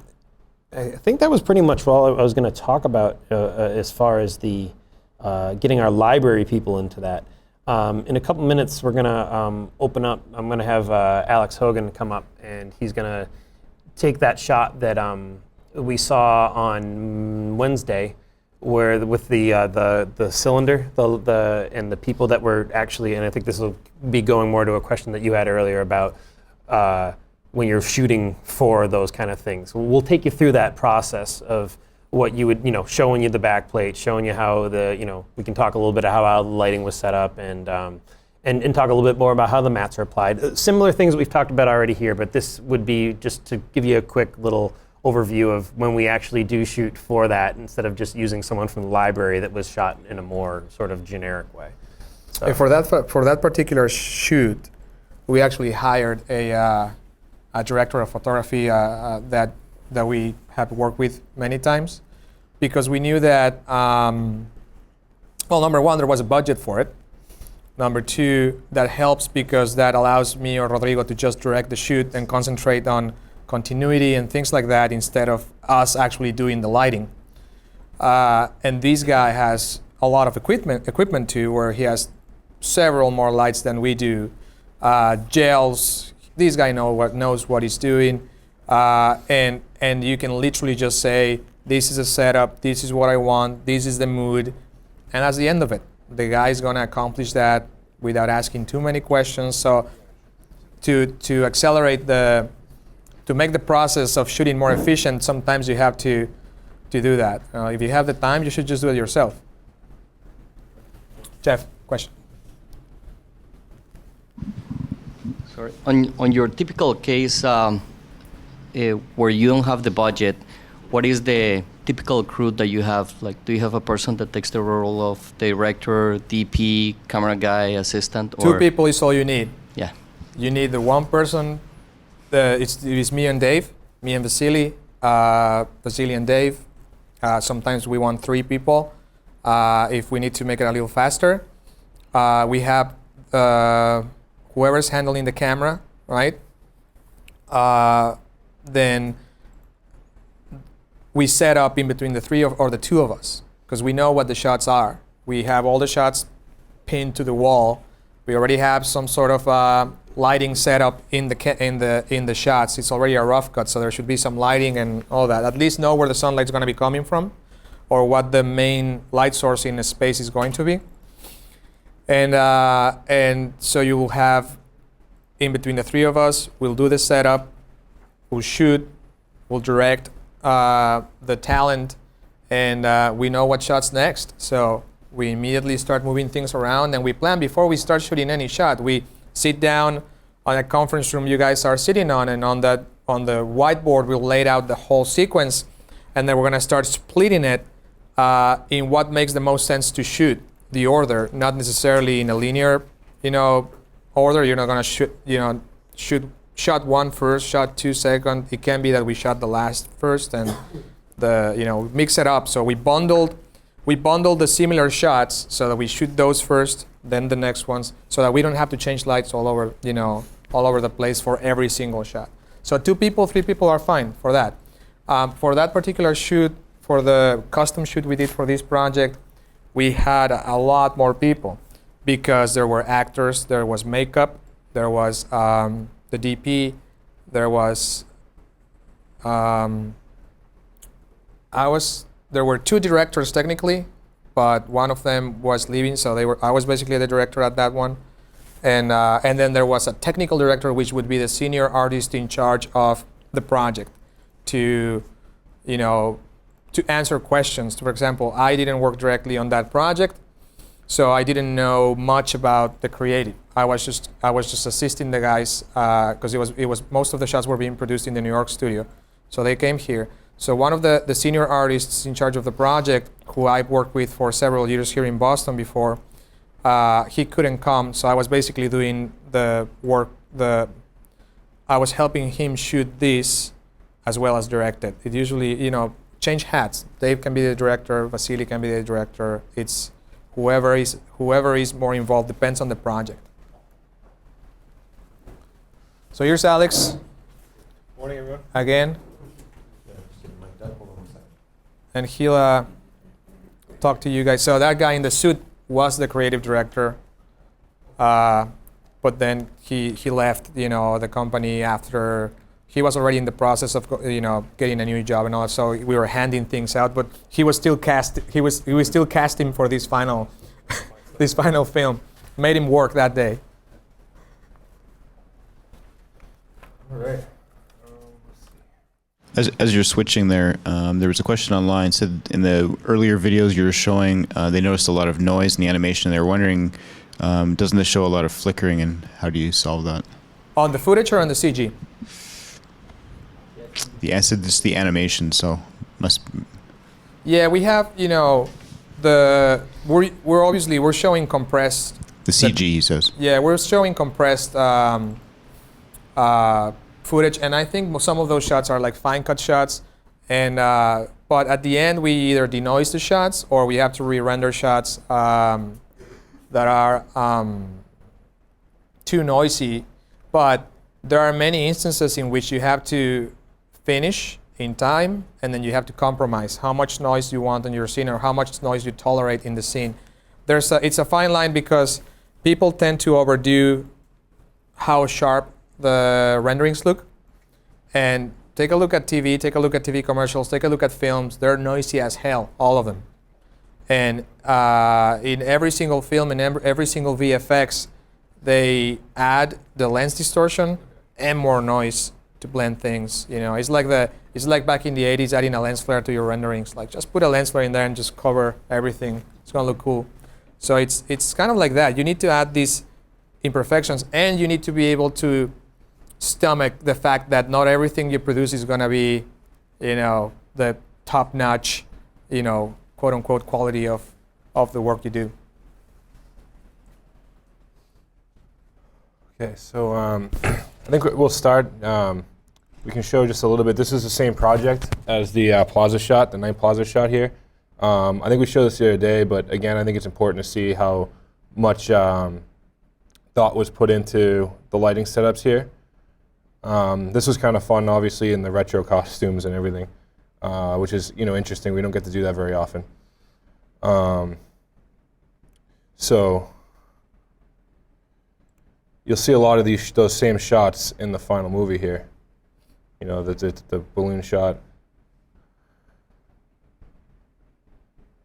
The desk that this is a shot that Casey went through the other day. Coming up to the desk. You know, this is where the green screen furniture that we built really comes in, because it's nice to have people be able to actually rest things or rest their arms or really feel comfortable sitting.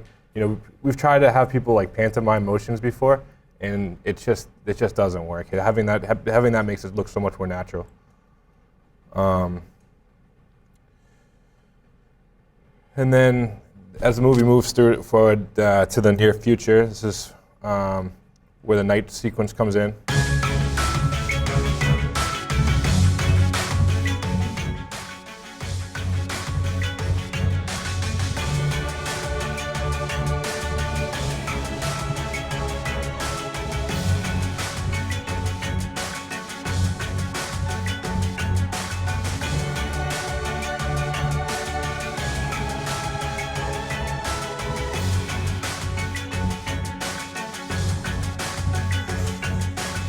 So that's more or less the plaza sequence of the movie, and they're all kind of, in my mind, the plaza sequence kind of all builds up to this last kind of climactic shot. It's the last shot we really see of the heroes in the movie, and I just think it's a really well composed, you know, one-point perspective, symmetrical shot, and so I really wanted to put as much time into making this shot as dramatic as possible.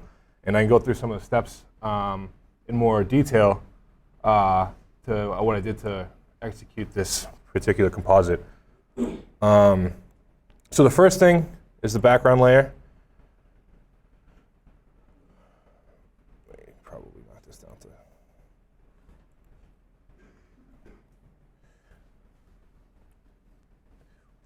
to. Just going piece by piece. This is the raw EXR. Straight from Max. Then this is where I just did a basic. This is just basic curves. A little bit of contrast. I think I brought the greens down a little bit. Yeah, I brought the greens down a little bit. That's pretty much all there was to it. Nothing dramatic yet. The next thing was doing this light effect. This was actually pretty fun. Trying to, you know, experiment with the looks and really land on something that looks cool and dramatic and somewhat realistic of what a sparkly LED sculpture like this might look like. So this is one time we were able to leverage a multi-mat from Max. Let's see. So that's basically what it looks like. So basically the red is the foreground LEDs and the green is the background LEDs. So the story behind that was when we were discussing with the senior artist we had a conference call with Howe, one of our senior artists in New York. It's like, hey, we need to make that stuff sparkle, right? And but the camera moves a little bit and in other shots. So because there's so many of these elements that move in front of other elements, you know, we in theory couldn't really do just a matte of all of them because there would have no depth, right? So all the sparklies would be the same size or the same color, and you couldn't really do it to look right. So we decided to basically split the back and the front in two and have two masks. So you can do the back a little different than the front, and at least when the camera moves, it would have some parallax. Yeah, that was extremely helpful. It really helped us sell some of those shots with the turning and rotating. Did you just figure out why we did it? Yeah, I'm glad you taught me right now. I had no idea. I was like, sounds like a good idea, sure. So the cool thing about the way the multi-mats is the set mat effect. Let's see. You can use to just pull out. If I shut this off, you have the greens and the reds, but I only wanted the front for this particular shot, so I was able to set the set mat to the red channel, and it all it leaves is the red channel. And then then I was able to fill that with sort of the color I wanted for the LEDs. And then when I put on the Star Glow effect, which is a Tropico plugin, I can tell the Star Glow that I really only want the input channel to be on the blues. And since those blues are so saturated, when it's all laid together, it really only puts a Star Glow on the LEDs. It doesn't, there's not too much other areas where it's too bright, but you don't really see a Star Glow necessarily in yeah, I'm pointing out with the screen like you guys can see my hands. It doesn't, most of the parts of the other image aren't as bright. It actually applied a little bit of Star Glow here, which, probably because there's a little bit of specularity there. But in the final render with the blur and stuff, you don't really see it. We could always mask that out too. And the one last thing I did to have it look to appear animated is I actually used a fractal noise, which is something that can be generated right within After Effects, which is pretty much just an animated digital noise. And I think I rotated 90 degrees so it goes up.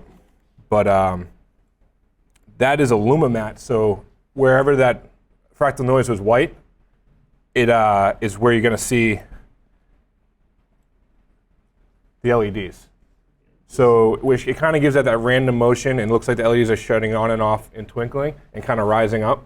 And that's just something that can be generated within a couple steps in After Effects and just put it on as a Lumimat. And I think that really helps sell it. And I thought it came out pretty cool. Yeah, and that is one of my single favorite effects in After Effects. I think someone asked the other day about how you would do God rays and all that. Like you can just have that thing evolve a little bit and move a little bit, and it's just such a versatile thing. Whether it's coming down to adding a little bit of grit to something, or I use it all the time. So fractal noise. There's actually a newer one called turbulent noise, which Adobe says you should try to be using turbulent noise more than fractal noise. Maybe I'm not getting it. It just doesn't seem to do a whole lot different, but maybe you love it, and if you know why it's a lot better, come tell me afterwards. Yeah, I've used fractal noise to be clouds, smoke, water, fire, all sorts of stuff. It really is. And then it's great for just stuff like this where you just need something to randomly twinkle or randomly turn on and off and just be generated procedurally, because you can just animate the turbulence on the fractal noise, and just gives you a nice random pattern that you can dial in.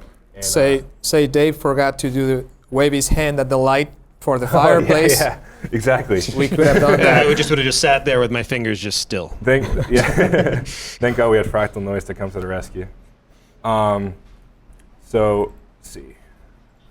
Question, Dave. Oh, sorry.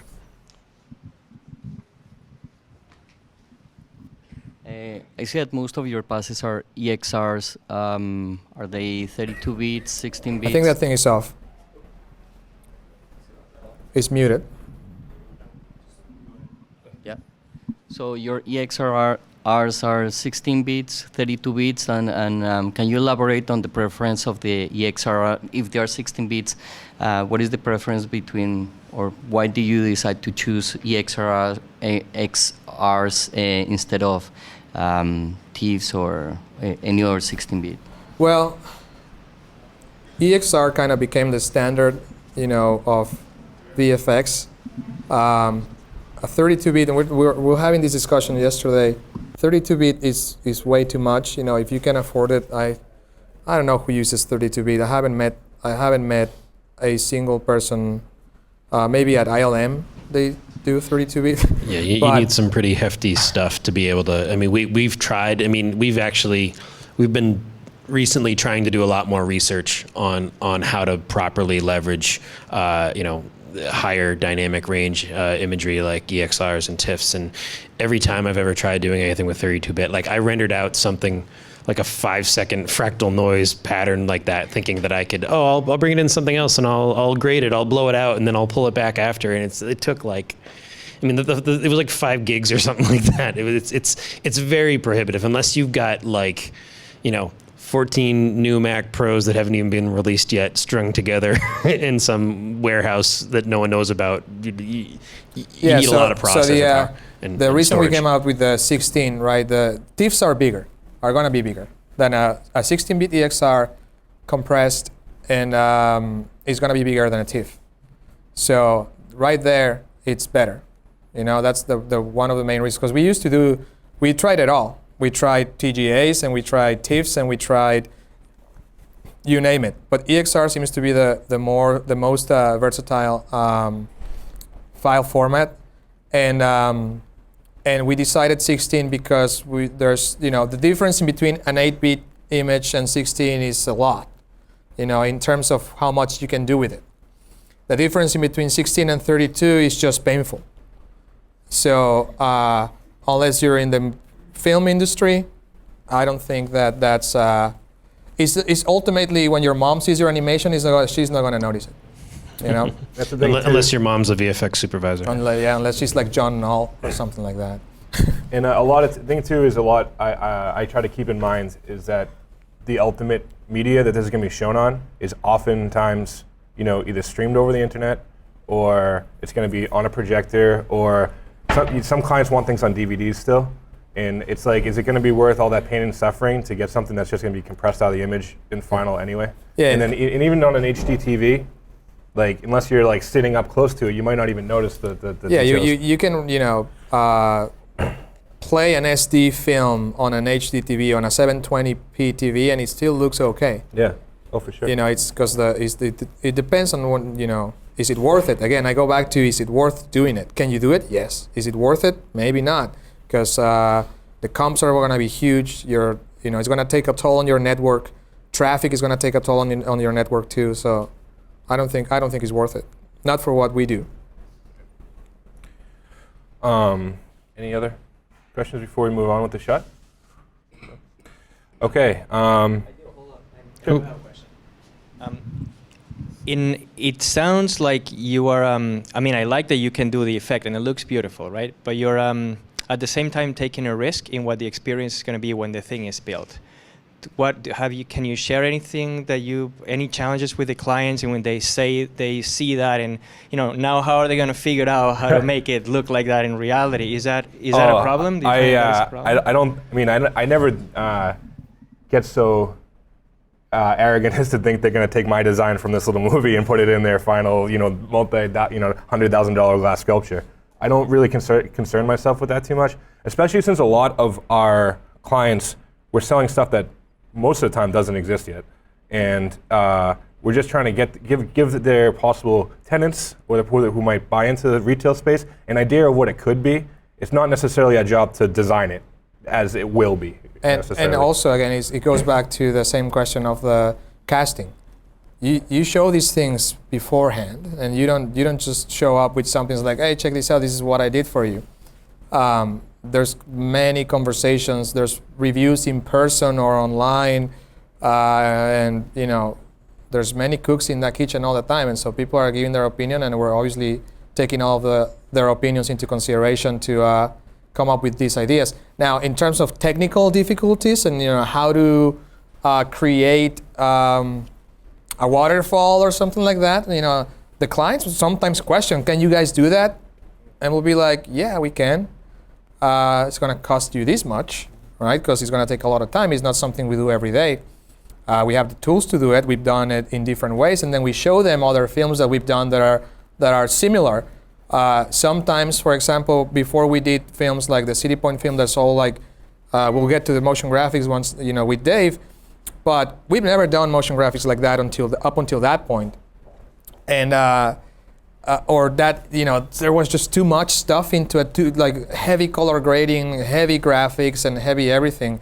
You have to tell your client you're gonna do that. And we had to show basically, because we didn't have an example of that, we had to show the different skill sets needed to do it with like 3 or 4 different films. Say, we're basically gonna do this, and that in one, and it's gonna be awesome. And then there's, they have to have faith in you, and you have to have faith in yourself that you're gonna be able to do it. So back to the comp. So the next thing I would talk about is the keying. I know we just went over a little bit about key light earlier.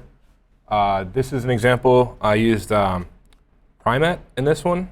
And I like it for a few reasons. Dave touched on how it can be a little bit better for fine details like hair and whatnot, but I like it for some other reasons as well.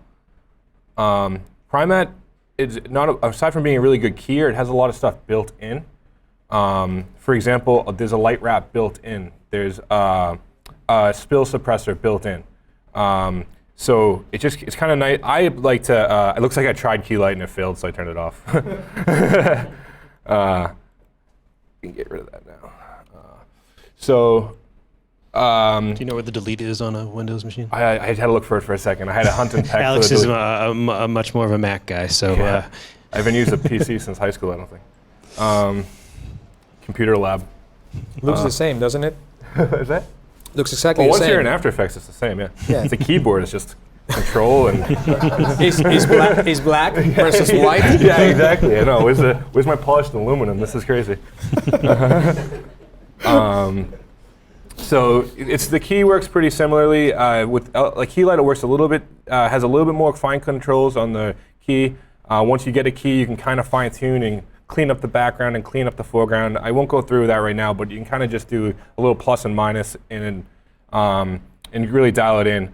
One of my I touched on this the other day, but the light wrap is really helps sell the shot. And what that does is it's shut off, but I have my layer in the background here that has it's slightly blurred because you just need a general sampling of the colors in the scene. And what this Primat effect can do is it samples that background layer, and I think it just kind of like averages its colors sort of, and just lightly lets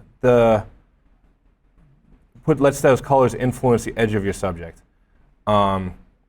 which I think really helps a lot. And then the other thing too is the spill killer, because we do have a whole key correct suite that has a spill killer and it has a light wrap. Those are actually a lot of the same tools. They're broken out for, I don't know, yeah. I guess they figured people maybe that wouldn't buy Primat would like to have those separate. I mean, and there are times where I know that if I'm using key light, I might like to use a light wrap. It's like the same exact tool that's built into Primat, but it's in that key correct suite. Yeah, and I just think it's, my personally, if I can keep things down to as few instances of effects as I can, I'd like to. So this is just a place I find to be able to save some, be a little efficient. So yeah, and then there's a spill killer, which helps take down a little bit of the green cast. As you can see, there's quite a bit of green in the shot that was just from ambient light from our room here, just bouncing around and influencing the shot. And the spill killer, it's pretty much magic as far as I'm concerned, because it just gets rid of it like pretty much by enabling it. But these are just default settings, and you click enable and it goes away, and that's all there is to it really. And then in the light wrap, all you have to do, remember, keep in mind is you have to select your background layer as the. It's like this is basically, you can keep it as a guide layer too, like Dave pointed out earlier. Like I keep it on and set as a guide layer, or you can just keep it off. It's just a matter of preference. Sometimes it's just I like to keep it off so I don't confuse myself. There's a special thing I want to mention about the light wrap here. This particular plugin, if you're ever using this, you got to make sure that your footage is the exact same size as the back plate. Absolutely. Yeah, because if you don't, then it will it won't sample the right area. It's just the way that it works. It doesn't. It needs to know that the thing is in the exact spot. So if you had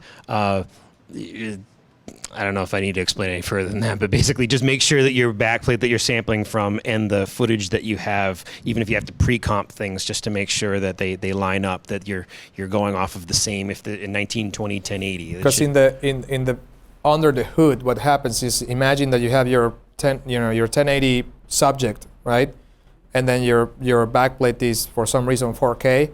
It would put it behind it, and it would only use the lower left side of it, or it's like in Nuke. If you don't set your composition before you start doing all your things in Nuke, if you don't set your size properly, then when you start bringing things in, it's going to do the exact same thing. It's just going to have this huge thing in there, but your window is smaller, right? So you're going to have to adjust things manually, and it becomes a bit of a pain. So it's kind of like how it works in under the hood, and that's Nuke is like the bare bones of compositing. That's why it's like, if you don't know how to use that thing, then you're gonna be screwed, because it's like it doesn't do much. It's not like in After Effects that there's buttons that actually do things for you, and then it's under the hood. It's like you have to do every single thing. You have to split the channels and all that. So it does that software. And we are having we're trying to get ourselves up to speed on Nuke a little bit more, but like guys like Alex and myself have been like After Effects dudes for years, and it's like and you probably hear online a lot of the debate, like what's better, Nuke or After Effects, nodal compositing versus just layers and stuff. And again, we could probably answer this question the same way 8 million times over these sessions. It's the tool that works best for you. It's the tool you have. If you want to really dial in on your compositing efforts and you just eat up compositing theory and all that stuff, there is advantages and disadvantages to everything, right? I can tell you, not being a compositor myself, but having used After Effects and Nuke to at least get familiar with the programs, I like After Effects because I'm familiar with the layers and the adjustment layers and all that stuff. It's very easy. It's like the way you do it in Photoshop. Nuke, in the other hand, can be a little overwhelming in trying to figure out how to connect things properly. But once you learn a little bit about how the math works on putting layers together, if you need to add it, or if you need to, whatever, multiply it, which is really just add and multiply the way the whole thing works, then you need to understand also, long story short, Nuke basically works with the basic principles of compositing. So you might want to grab a little short, book of compositing, so that you know when to pre-multiply, un-pre-multiply, what's add. What's that book? The Art and Science of Digital Compositing. Niels knows that. We'll get the actual book. We have a book that you might wanna buy or get your hands on. But Niels is the one that keeps hitting people in the head with it, and it hurts. So yeah, it's a big book, because ultimately you don't need to go through all the math. You don't need to be a math wizard to go through all the book. You need to just go through the basic concepts and understand that. So the going back to the difference in between the projects and the advantages and disadvantages, the advantage that I see in Nuke as an inexperienced compositor is that you can make one script, as they call them, or one comp in Nuke, which I did yesterday for a film we're working on. And because all the shots are pretty much lit the same way, it's a simple architectural animation, I literally ended up copy and pasting the same script and then replacing all the main pass, reflection, lights, blah, blah, blah, for shot number 2. Copy and paste and replace it for shot number 3. Copy and paste and replace it for shot number 4. And that was the end of it. I only had to do one comp. You can, in theory, do the same thing here, but then it becomes a little messier with all the layers and all that stuff. When you're looking at the flow chart of your comp, then you can just turn things on and off very easily because you know how it's flowing, the tree. right? So it's one of the advantages. But and reusing. But ultimately, is great. What's best is what comes out of it. Right. It's not how you do it. Doesn't matter. Just to touch on this really shortly, I think the reason, one thing is with Dave and I come from a motion graphics background. I come from a little bit of an editing background, design background. Photoshop, Illustrator, After Effects, even Premiere, they share a lot of the same language. So after a while, your brain starts getting kind of wired that way. And the things Dave always says, After Effects is great if you're it's great, amazing for motion graphics. It's the thing to do for motion graphics, and you can composite in it.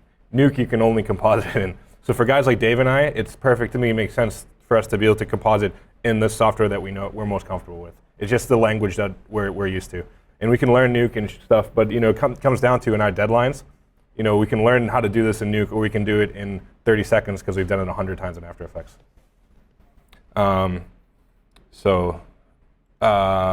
More After Effects stuff. Let's see. And Alex, actually, why don't you just do this all in Nuke right now? Yeah. Do you guys have a couple weeks?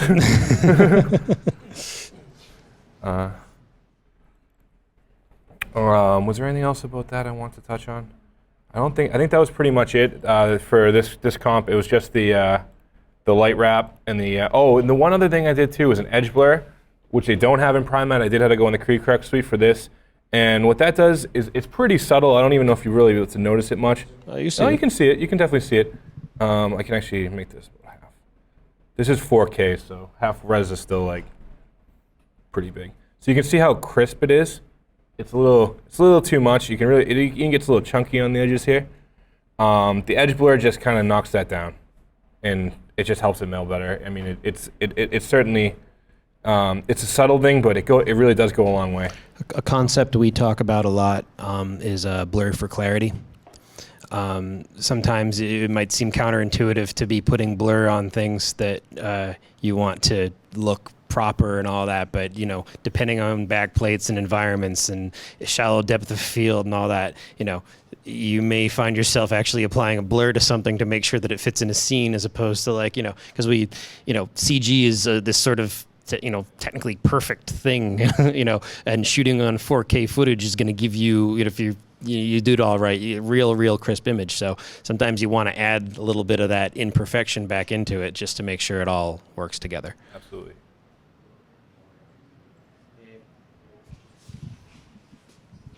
When you storyboarded this scene, do you know that the lighting and the flickering effect was going to come from the sides, and that's why in shooting the scene it appears to be two lights on each side, one with the gel on the right hand side, or are there any elements that change as you go because you visualize it and you think that it's better as when it was only storyboarded, and how that workflow happens? Yeah, for this particular shot, we decided to exaggerate the lights from the sides, right? Because in theory, we just needed to put a light in front of them, right? A very diffuse light coming in front of them. But there's limitations, obviously, that you have in your setup. So we try to do as best as we could to put two lights in front of them at an angle, right? But then it's too dark, and so we went more or less to the sides and change it. It's like that decision you make with the earlier comp that I showed you of the aerial of the buildings, right? Do you do the exact same light in there? Does it look the best? Maybe not. So you're gonna have to adjust it as you're supposed to, and most likely, and maybe when sometimes we shoot these things and we don't even know that the sparklies were gonna be there. So it's in this particular case, we decided to exaggerate the light from the sides.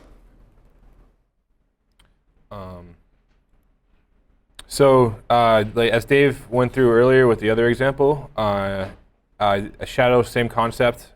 Put the layer in 3D space, rotated it down approximately 90 degrees. Added Dave crushes the black with the curves. In this case, I did it with a fill.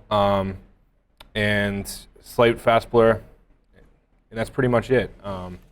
It's a pretty easy effect. I mean, they don't move much in this scene, but just the little bit that they do, the little bit that they sway, it really adds to the realism. And then the other thing that we like to add is a contact shadow in addition to the shadow, which is kind of like a fake ambient occlusion type of thing. It's just right around their feet, That I do so often that I actually usually make an effect preset for it that'll get me most of the way.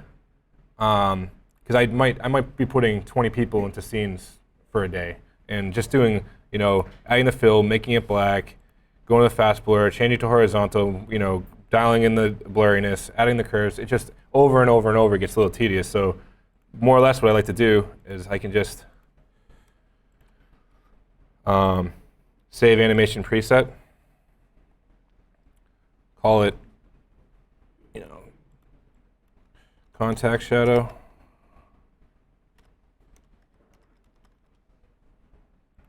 And now what I'll be able to do is in the future, say if I need one, I can just pull up my preset and it's there. That's it. So it just helps. It's just a little thing, efficiency that might save me, 5 minutes at a time. But at the end of the day, when I've done it 20 times, that could be a matter of saving an hour over the end of the day. And when you need to deliver something at 5:30, those little things really help. Keep the machine running efficiently. And then the Z-depth is the one other thing that I want to talk about. This one isn't a really great example of Z-depth. I use the Z-depth pass to knock out the back in a little bit. It's hard to even read, but as it goes further back, the ground blurs out a little bit more than it should. Sometimes, like in Casey's shot with the girl with the typewriter, that was great. The back windows were really blurred out, but the people closer to her in the back were a little bit less so, just like it would with a real shallow depth of field and a real camera. But there's a great effect in After Effects called camera lens blur. What that can do is you can sample the Z-depth layer and use the luminance channel. So basically the more white there is in the Z-depth, the more blurred it gets. Or the inverse, you can switch it too. Sometimes I'll use the inverse. So Alex, before you go there, Yeah. this is an example of how you should not render your Z-depth. Was that clipped off, or was that? And a very good one. That's the main. Can you click on that? That's the way it looks, right? There's no okay. effects on it. So, yesterday when I was doing the comps, I asked the 3D artist to render it backwards with the white in the back and the black in the front, and that's really just a personal preference. But what's more important is to choose the right depth. This thing doesn't even have enough depth for it, and that's why Alex couldn't do much in the back, right? Mm-hmm. There's a little bit of gradation here, but he doesn't even read it. Always measure for your shots, measure the camera to where your end target is so that you can add that into the V-Ray depth settings, and make sure that you have a very wide gradient so that then later, once you add plugins or use plugins like these where it's in After Effects in Nuke, you can move the depth back and forth all you want, and you can use it to like a fog, like you know how Johnny use the V-Ray fog. There's also, you can use the Z-depth for a fog, or you can also use the standard max fog. The standard max fog, you can also do the depth and the height and the bottom of it. The people that you have on the background, those are 3D people, right? Yeah. Is there any reason why you didn't include them on the Z-depth pass? Yeah, because they were not in the main pass. They should have been included. Yeah, sometimes that can just be a result of again going through doing a lot of production ahead of time, and then being like, all right, we got to put some people in there now, and we were getting frames out ahead of time. Then we'll render the people separately. So some of those things may get a little bit lost in the shuffle. But as Carlos pointed out, they should be, and it's actually a very good opportunity to talk about another thing. Did you have another? I'm sorry. No, I just thought that you wanted to have the freedom to do the blur pass on compositing for them, just in case the Z-depth didn't really make it. You can, yeah. You can do that. You can do an individual Z-depth for the people, or just blur them because they're all in the back. You can just do a soft blur on them, and that's the end of it. That's what I was going to get into. Is that actually, for as nice as it is, and as quick as using post blur is, there are times when it completely fails, and those are usually when, if you have, let's say, a railing right here. And I'm holding out in front of me and for the people in, online. And then way in the back, you've got your stuff, and you want to do like a rack focus. And you have a Z depth that you apportion for the proper range of layers. If you go to try and blur that railing out using that Z depth, it's not going to work. You're going to get the hard edge in there because the Z depth doesn't care about all the anti-aliasing and all that, and all you can't see behind it. So for doing things where you have extreme foreground and background things that you want to maybe do a rack focus in between or just get that look, you're best to render a pass of that thing in the front and just blur that independently. Just do a fast blur or a Gaussian blur or something like that. Don't try to let that, because I've seen it happen a lot where people think that the Z depth will just be the answer to all your problems, but you need to take those things into consideration. It'll be pretty obvious to you. It's the exact same problem with the vector motion blur. Right. Right? The images that come out are, as all those passes are just flat images, and software doesn't know what's behind what. So they can do a decent job at times, but it really falls apart very, very quickly. So, like in that shot. And so this is actually kind of interesting about this pass in particular. As you can see, I have a mask over here. Someone had mentioned earlier about what happens when things change or as they go along. Well, in this case, something did change, and as we move forward, there used to be this like Super Mario Brothers mushroom thing in the background here, and they decided, rightfully so, in my opinion, to get rid of it. So instead of rendering out a new Z depth, well, I could probably have gotten a new Z depth pass from the artist, but nothing changed besides that. So just to make things easier and quicker and not have to update my comps update, since it's the only thing that changed, I was able to just mask that out, and that's it. You know, just because there's a new pass and a new render doesn't necessarily mean that you need to update it every single time. If you like case like this, you can just take out what's different. Let's see. But yeah, so that was used. That layer was used to drive. Well, basically, I invert the blur map, because usually it'll blur what's whitest the most down to the grays to blacks. But in this case, it was rendered, as Carlos said, backwards. So I didn't invert it. So now whatever is the whitest is blurred the least. So this was pretty much pure black back here. So that gets the full 12 pixel blur radius. And then, after that, pretty much just a slight curves on top of everything. Something I like to do. Again, this is before we do any color grading. We like to do a color grading in the final edit if possible, whether it be in Final Cut or sometimes we go bring it back into After Effects. After the edit's broken out, we'll break it up back into After Effects and grade every shot individually. And now we're actually looking into speed grade now that that's packaged into the CC suite, and that's extremely powerful, but has a relatively steep learning curve, but we're getting our heads around it. Yep. Carlos will be showing you a little bit about that later too. Yeah, Carlos has been spearheading a lot of our R&D on the speed grade workflow.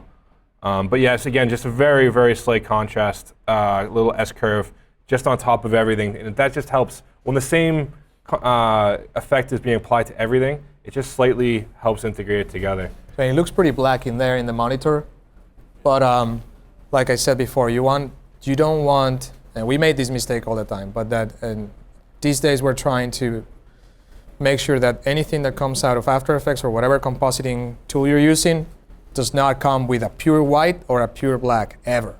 Because you can always, stylistically you can have them fine, but then you can do that at the end. Do it at the end. Do it at the end like you would do with any still imagery and all that. Absolutely. Like once it's pure black or pure white. It's like, when Dan talked about photography and all that, right? You need to you take a photo, and if it's overexposed, you're screwed. There's no thing you can do about it. So it's the exact same thing here. You have to treat all of your stills and all of your films as if they were for real. Otherwise, you're going to end up spinning, cycles, re-rendering, getting, I need a matte because this is wrong, and then you get a matte, and then, the matte's wrong, and so it's, if you treat everything, if you base everything, and you ground it with a little bit of reality, you're going to be golden, So. Absolutely. That's like, I like to, when I'm using a camera in After Effects or any software, I'm a big photographer hobbyist. I shoot photos all the time, and it's like the thing I love about using the cameras in here is like Dan said earlier in the week, it doesn't have any limitations. So when you understand the limitations and know what rules you can and can't break, it can either, you can follow the rules and make it super realistic, or you can break the rules, which is great. Like have an aperture of 1 even, or you don't have to worry about shutter speed or ISO or any of that. Those limitations, it's really fun to be able to break those rules. And not to mention you can fly it around like it's a little helicopter, which is kind of fun. Any other questions on this composite? I think I've pretty much gone through all the steps. No? So moving on to motion graphics. Take a 2-minute break for that.